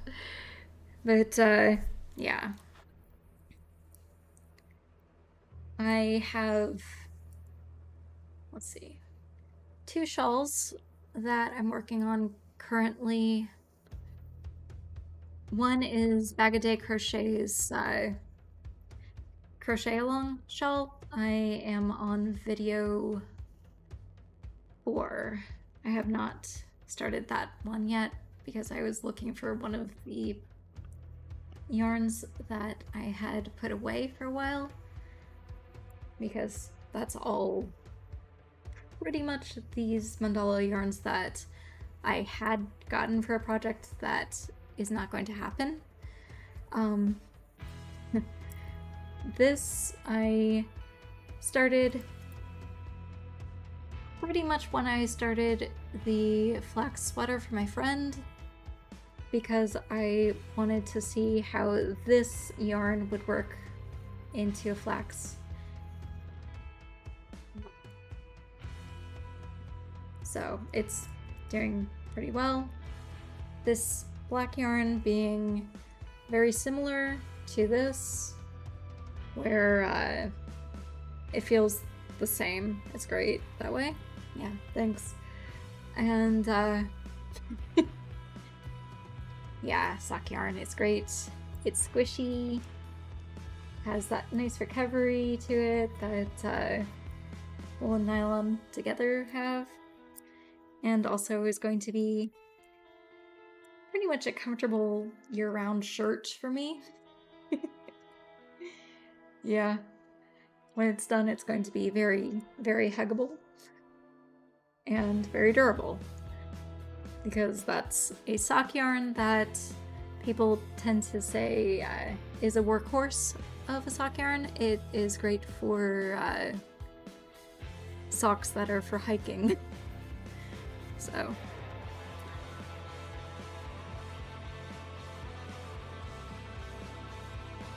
it should last a lot better than the other like things that I've made from that, except obviously this is a different colorway of the same yarn. So I know these are going to last.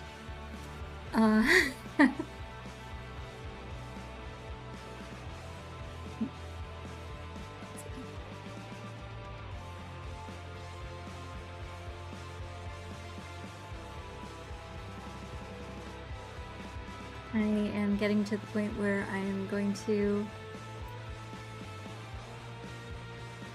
bind off. Like, the next round is bind off.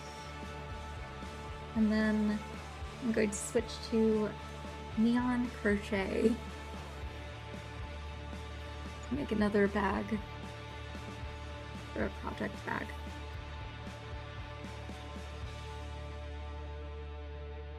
So that's going to be very useful.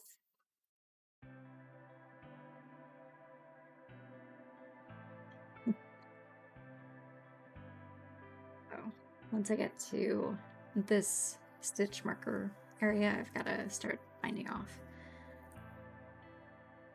I'm going to probably use Jenny's surprisingly stretchy bind off because it gives a very nice stretch to the bind off, so it isn't like tight around the arm where it's going to be. And then I can put this and this in that project bag and start working on the other one.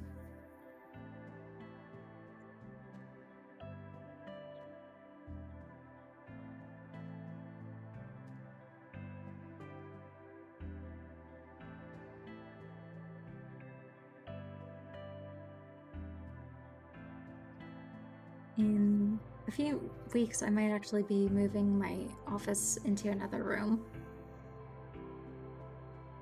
So that may lead to a night where I don't stream, I'm not sure.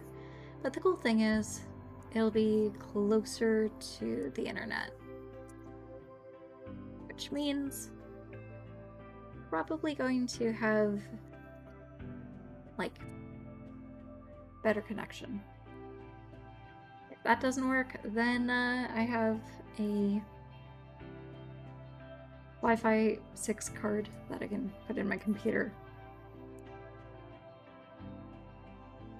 Because the bitrate on Twitch has been unstable all night so far.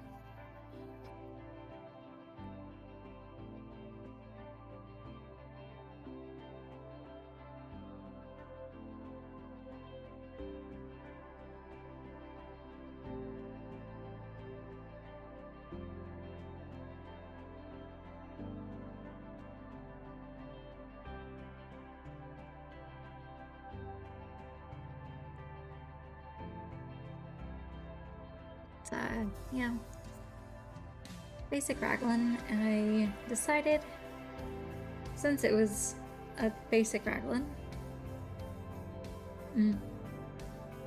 yeah, it can. It's also a matter of what Restream is able to like send to them, and I don't know if the connection to Twitch 6,000 versus YouTube.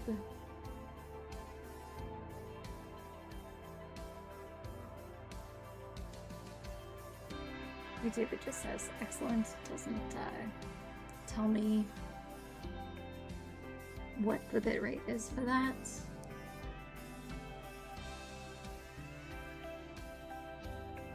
Yeah.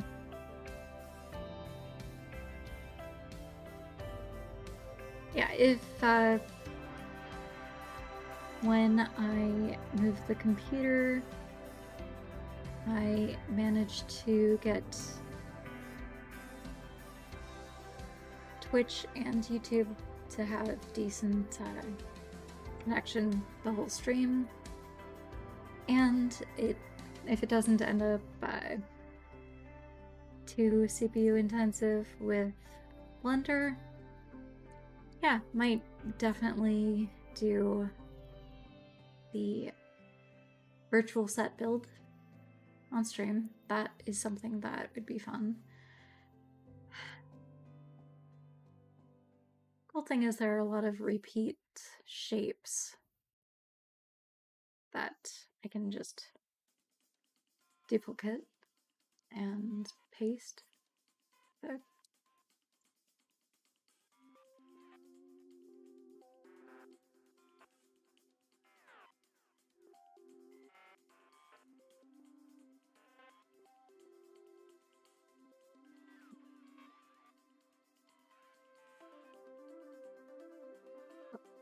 I didn't. Okay, one more round and then I need to put this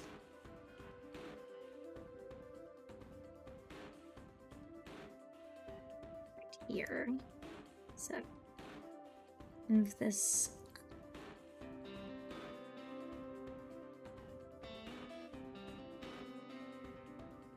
in between the two stitches where I'm going to switch from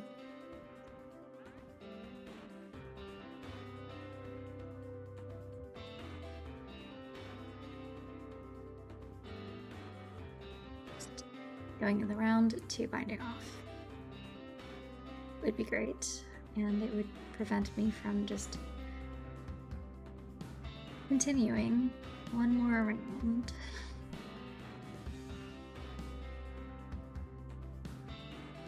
Potentially, if I don't just slip it. But yeah, about an inch is a good amount of ribbing for the bottom of a short cap sleeve.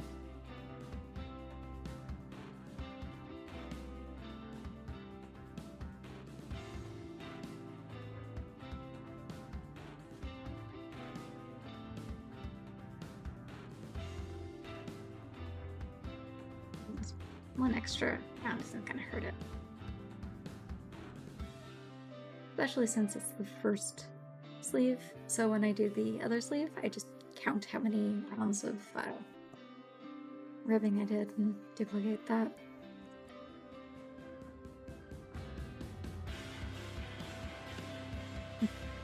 Thanks.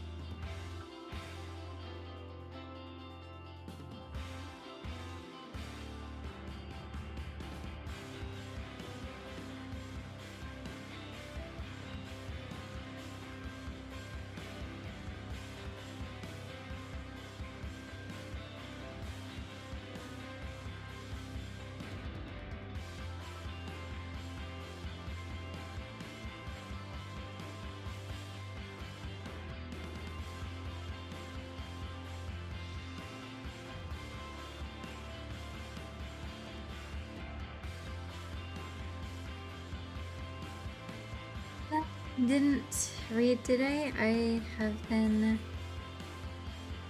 basically marking a couple of... I marked a couple of books that I finished reading and forgot to mark off as read. I think I marked them as read this year, so there's that. on my Goodreads, but yeah, did not read today. Was doing outside work, and this morning I was ending a stream and then sleeping because I knew I had yard work. Hey, I was streaming until 5 a.m. Well, technically a little bit after 5 a.m. this morning, and then I had a few things that were housework to do, and then I went to bed. And then woke up and did yard work. So yes, I'm a slacker. LOL. So.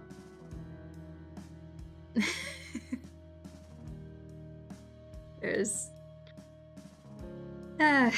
when you basically are like doing stuff, but it's not the things you wish you were doing because you have other things you need to do.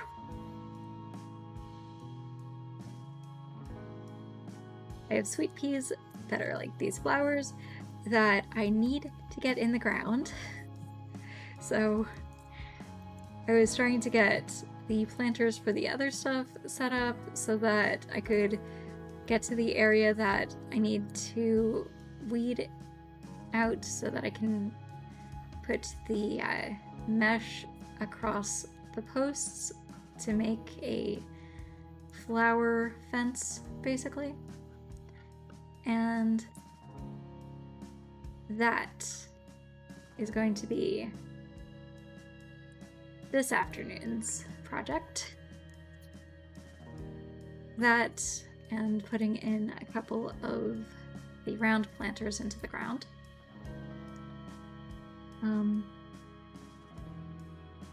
Okay.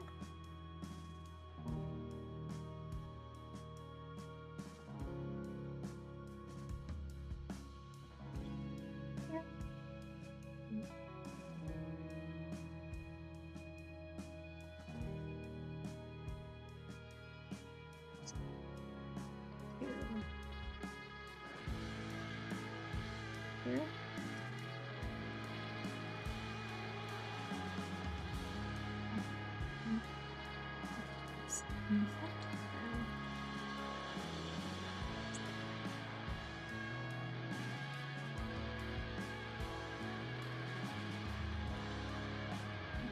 Yeah, I know that means I only have like 51 books read this year officially, but there are a few others I've read. I just have to put them in.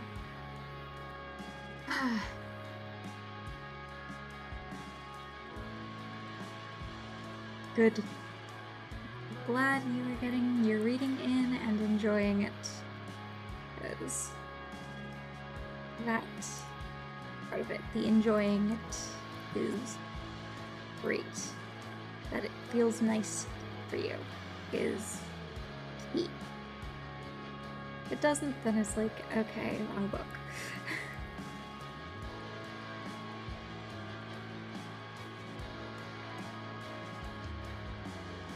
Yeah, you needed the sleep. Your body was craving the sleep. It was craving the probably healing that it needed to do in your sleep that when you're awake it can't do, because that's literally one of the functions of sleep.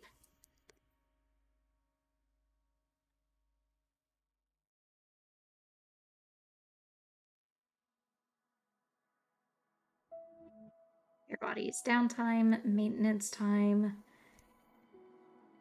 So, server goes down. It's like, okay, let's do all of the updates.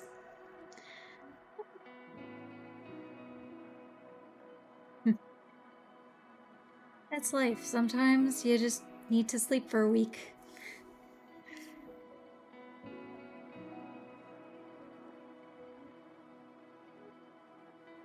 Your body is going to be what tells you whether or not it's done.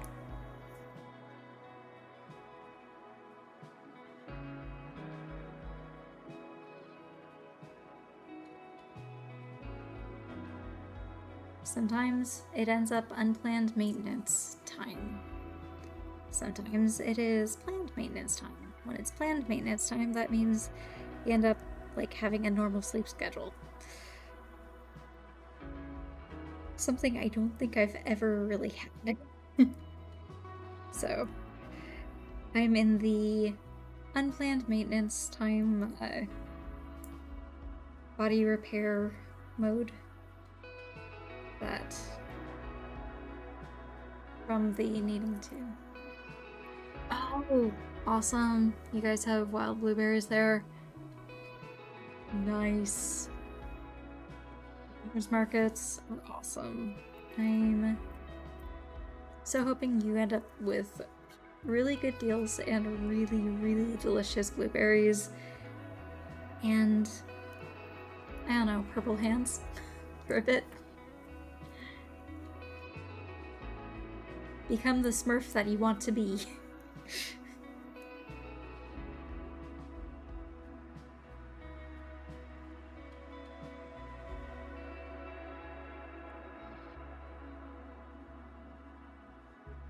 And hopefully enjoy without any like blood sugar issues, because if the blueberries are good for you, enjoy, have as many as you can, and think of me because I'm wishing you to have amazing deliciousness. Oh, crepes are awesome. Yeah, I have a few friends who do those. They're great.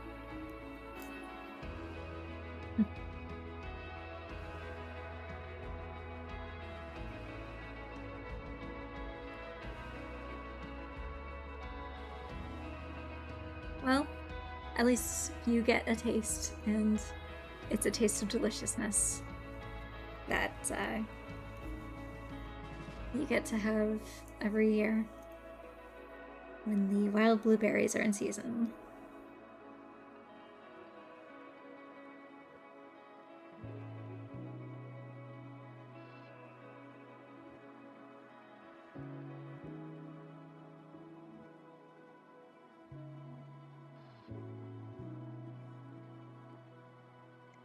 Yeah.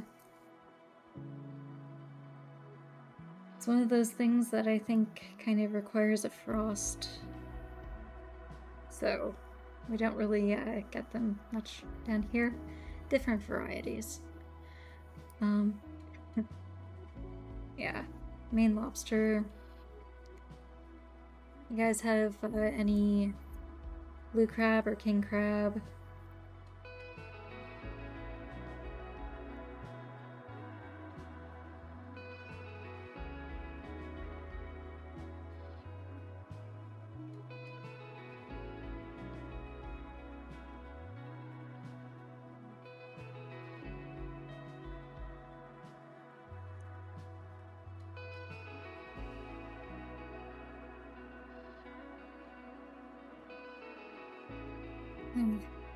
One of the reasons I went vegetarian back in the day was becoming allergic to fish and shellfish. So I couldn't become pescatarian. Yeah. My favorite meal, which I pretty much can never have again, fish and chips. It is delicious. The options of anaphylaxis or blood sugar issues, or both. To only not have those issues and be able to have fish and chips again. That would be amazing. Yeah.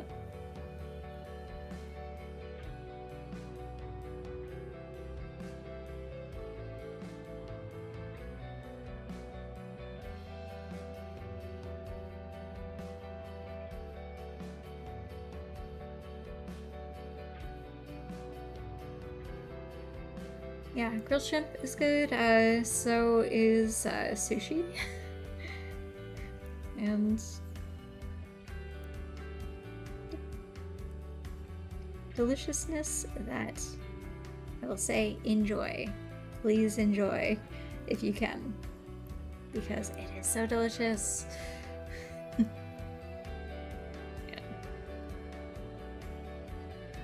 grilled shrimp that is coconut encrusted is also delish.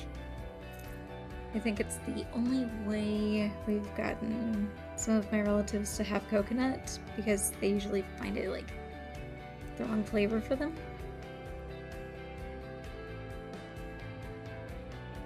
Yeah. Yes. It's so sweet of a flavor, the coconut with the shrimp.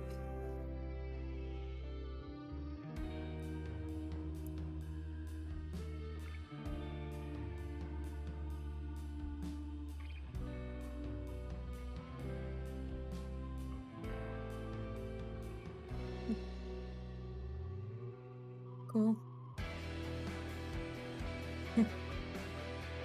Of all of the fruit and veg and fish that you can handle for me, because I can't really have those, but please enjoy them as much as you can, because I mean, I love that someone can enjoy them like without issues.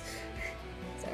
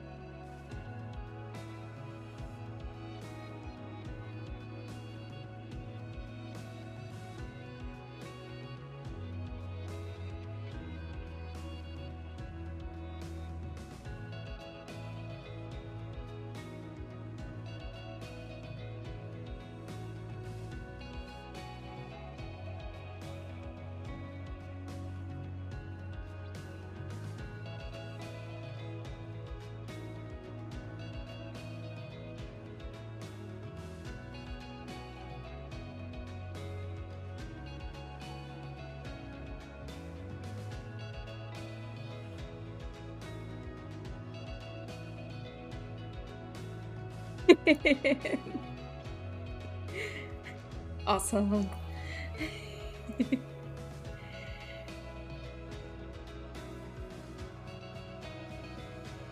It's yeah.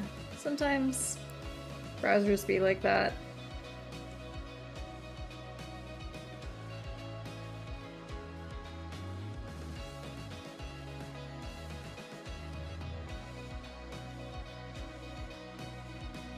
And yeah, just restart them sometimes. That's all you can do. But yeah.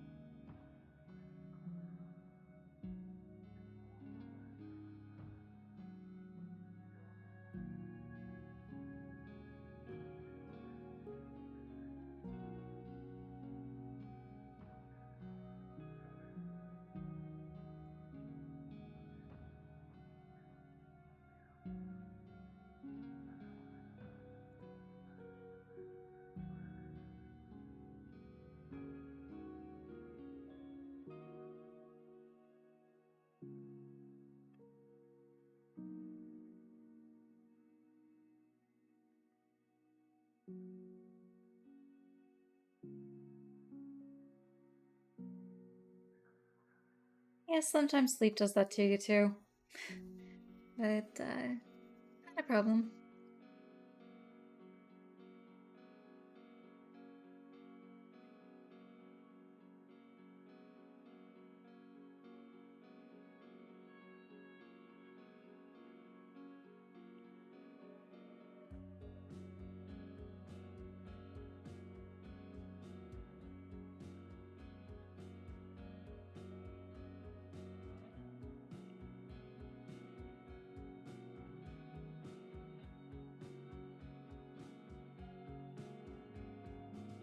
Sometimes it takes me like a couple days to recoup from like binge sleep. If I end up like sleeping for 18 hours on one day, it'll be like it will take a couple of days for me to be back to optimal mental ability.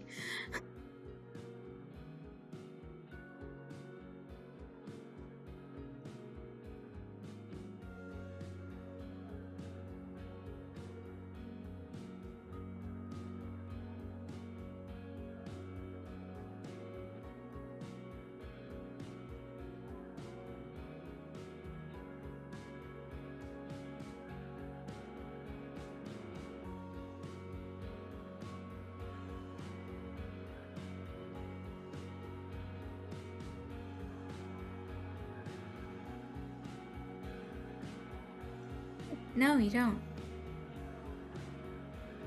Not at all.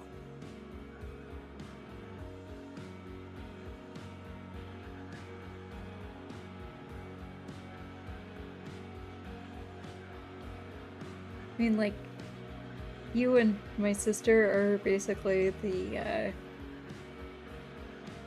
most average conversation amounts, so I'm pretty much used to the amount of chatting, but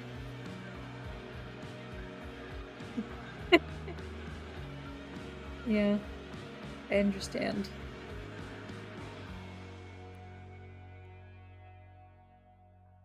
Like last night's stream, literally just chatting about some definite special interests of old tech and being like a Ubuntu / Linux user for years, and the different methods that I went through with trying to learn different nonlinear editors back in the day. Yeah, different then. It's just another geek. I mean, the two of us, we've got like Sega Game Gear. I don't know if this person has a Game Gear. So, different vein of geekiness. We are definitely all like the cool geek club. We all are the cool nerds. I mean, we had, like, the two of us, we had a Sega Game Gear. We technically have Sega Game Gears, which were in color before the Game Boy Color came out. I mean, yeah, we're the cool ones. Everyone else was like, oh, Nintendo is better. And we're like, okay, yeah, look at this screen. Yes, it was huge. You could literally compare it to, oh, I don't know, a Steam Deck. It's about the same size. It was ahead of its time.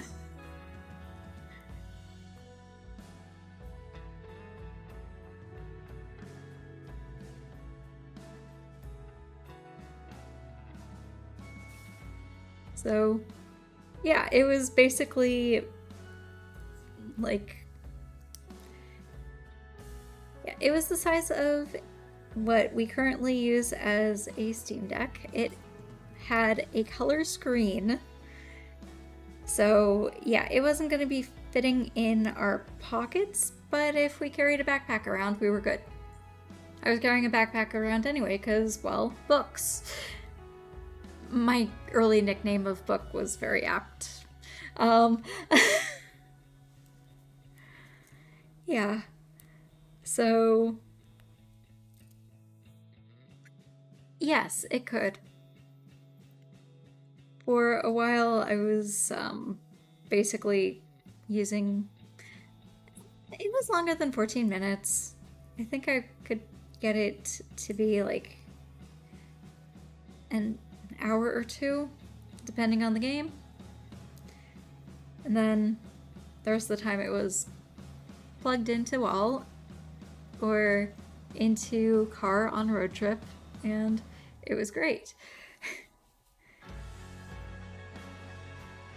But whenever someone with a Game Boy tried a Game Gear, like for those years where there wasn't a Game Boy Color, it was kind of mind-blowing to like my cousins who were Game Boy only peeps to play something that, yeah, it was hefty, it weighed a bit, it was like chunky in the hand, but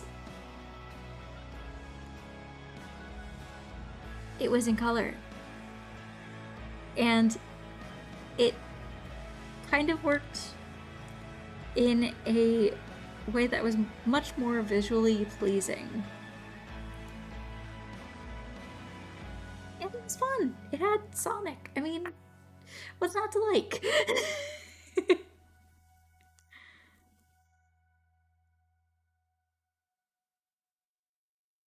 Then a few years later, the Game Boy Color came out, and they were like, hey, we got an upgrade. These are in color now. And we're like, okay. Good on you. Still playing Sonic.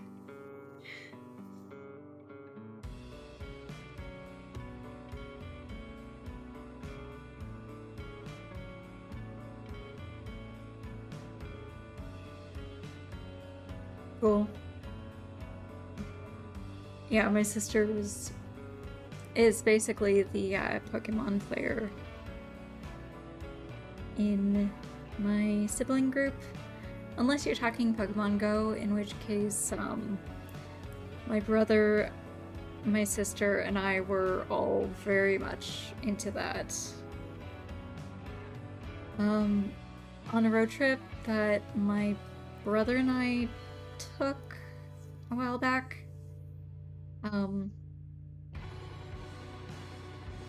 basically there were stops that we went to that my brother knew about because he had friends in the area, and they were like, okay, this is going to be very off the beaten path, but go here. You're going to easily be able to beat the gym, and you guys will probably keep that gym for like a month, no problem. It was like, okay, my brother, who does not like driving on dirt roads, drove on dirt roads just to make sure that we would get to these gyms in time for battles.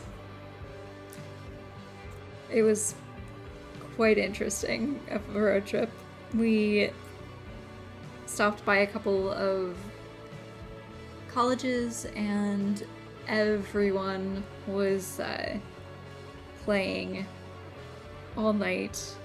It was groups like of people with their phones playing Pokemon Go, and it was like right after the game came out. It was fun. But yeah, not much of one for Pokemon. I read a couple of the manga. I watched a little bit of the cartoon, but have never really been into the card game or the video game as much as my siblings. And primarily Brie. She is definitely... Umbriella is definitely the Pokemon one.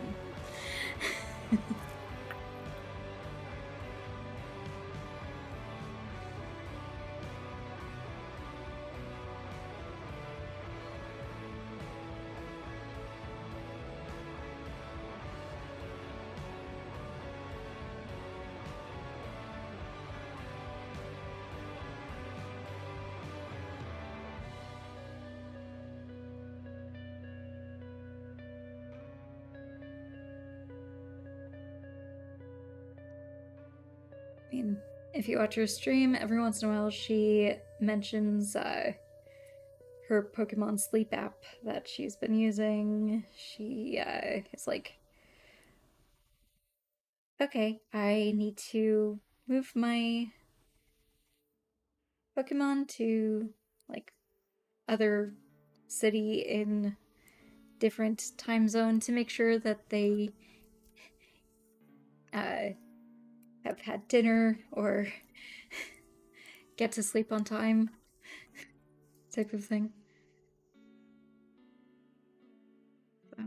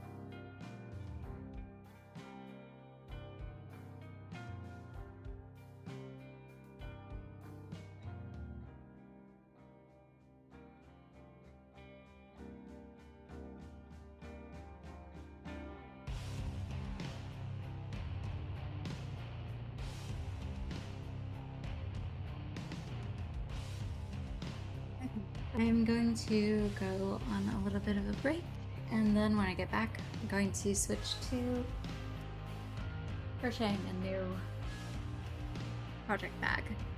So, see you in a bit.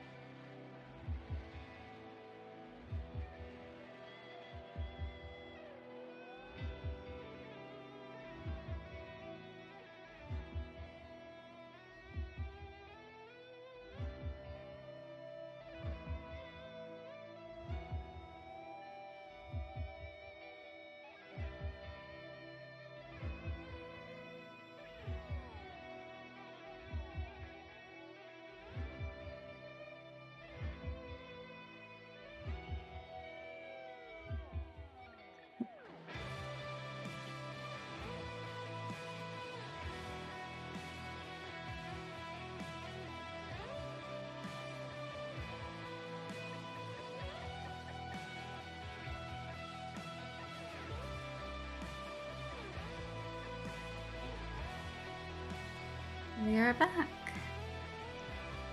So since this is worsted weight yarn, I'm going to be using a size E, which is a 3.5mm hook.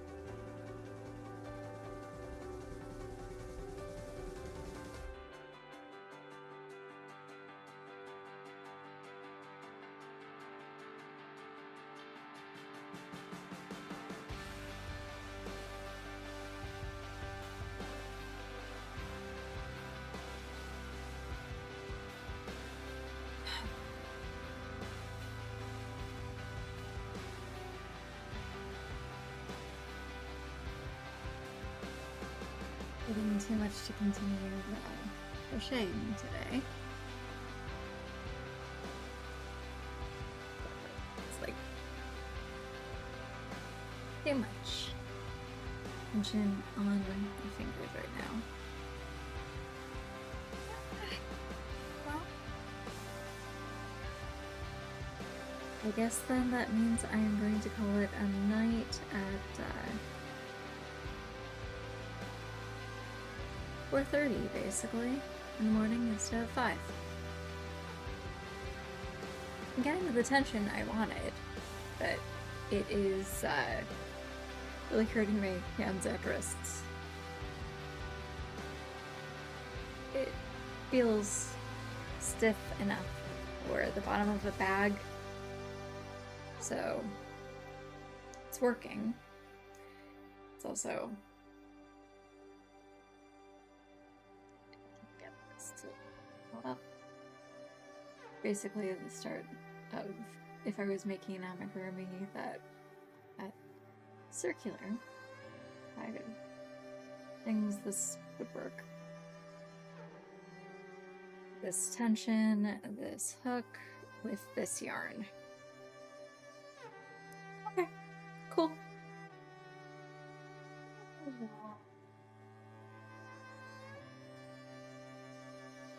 The cool thing is, I could make several like hexagons like this and sew them up together to make a very spotted one of these, and that's pretty close to accurate color. Yeah.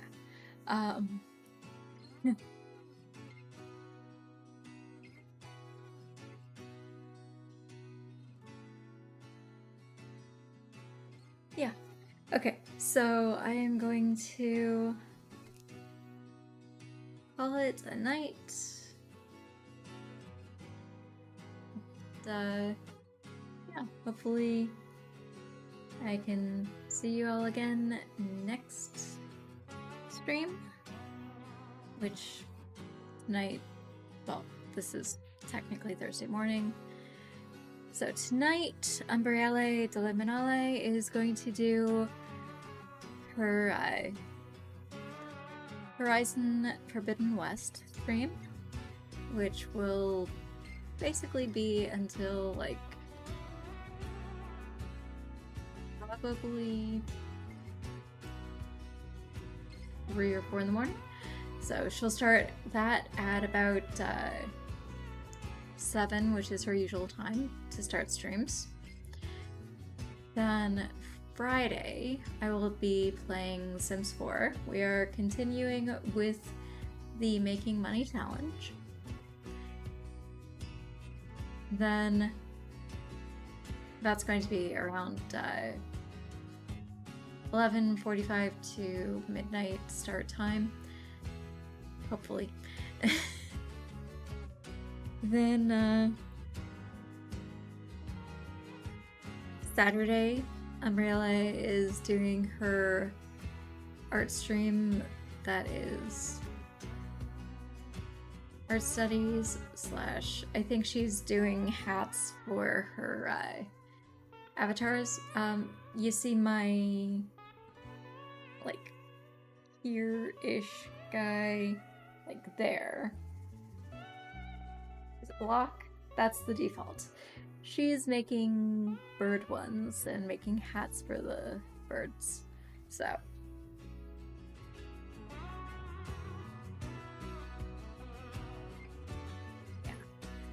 yeah. So it's kind of interesting to watch that, and I think afterwards she might potentially switch to a game. She's been kind of, I guess it's her variety thing. She might even do still lifes of jelly beans. It's been interesting to watch the things she comes up with in her art streams. They're entertaining, fun, creative. Definitely a place to chill and watch creativity at work. Then on Sunday night, I'm going to have another craft and chill.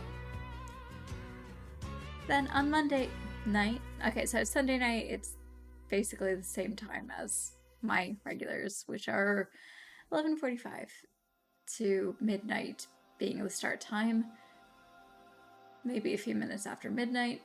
But Monday night is a 9 o'clock stream. It is Palworld with Umbriella de Liminale. We are both streaming on Twitch and YouTube, and it can last fairly long. And yeah, sometimes we need to cut it short, but most of the time it's basically been, okay, we keep playing and playing and playing, and okay, there's a time that we keep playing and playing and playing. Okay. Then Tuesday, she has an art stream at 7, which ends around like 10:30, and then I do a solo Palworld stream. So we do Palworld together on Monday nights. On Tuesday nights, I, at like 11:45, midnight-ish, do a solo Palworld using the same mods that are quality of life mods that we're using in our co-op play. So, yeah, it's after 4:30 in the morning. I'm going to call it a night, and now that you know our schedule, basically, yeah, hope to see you around. Ciao!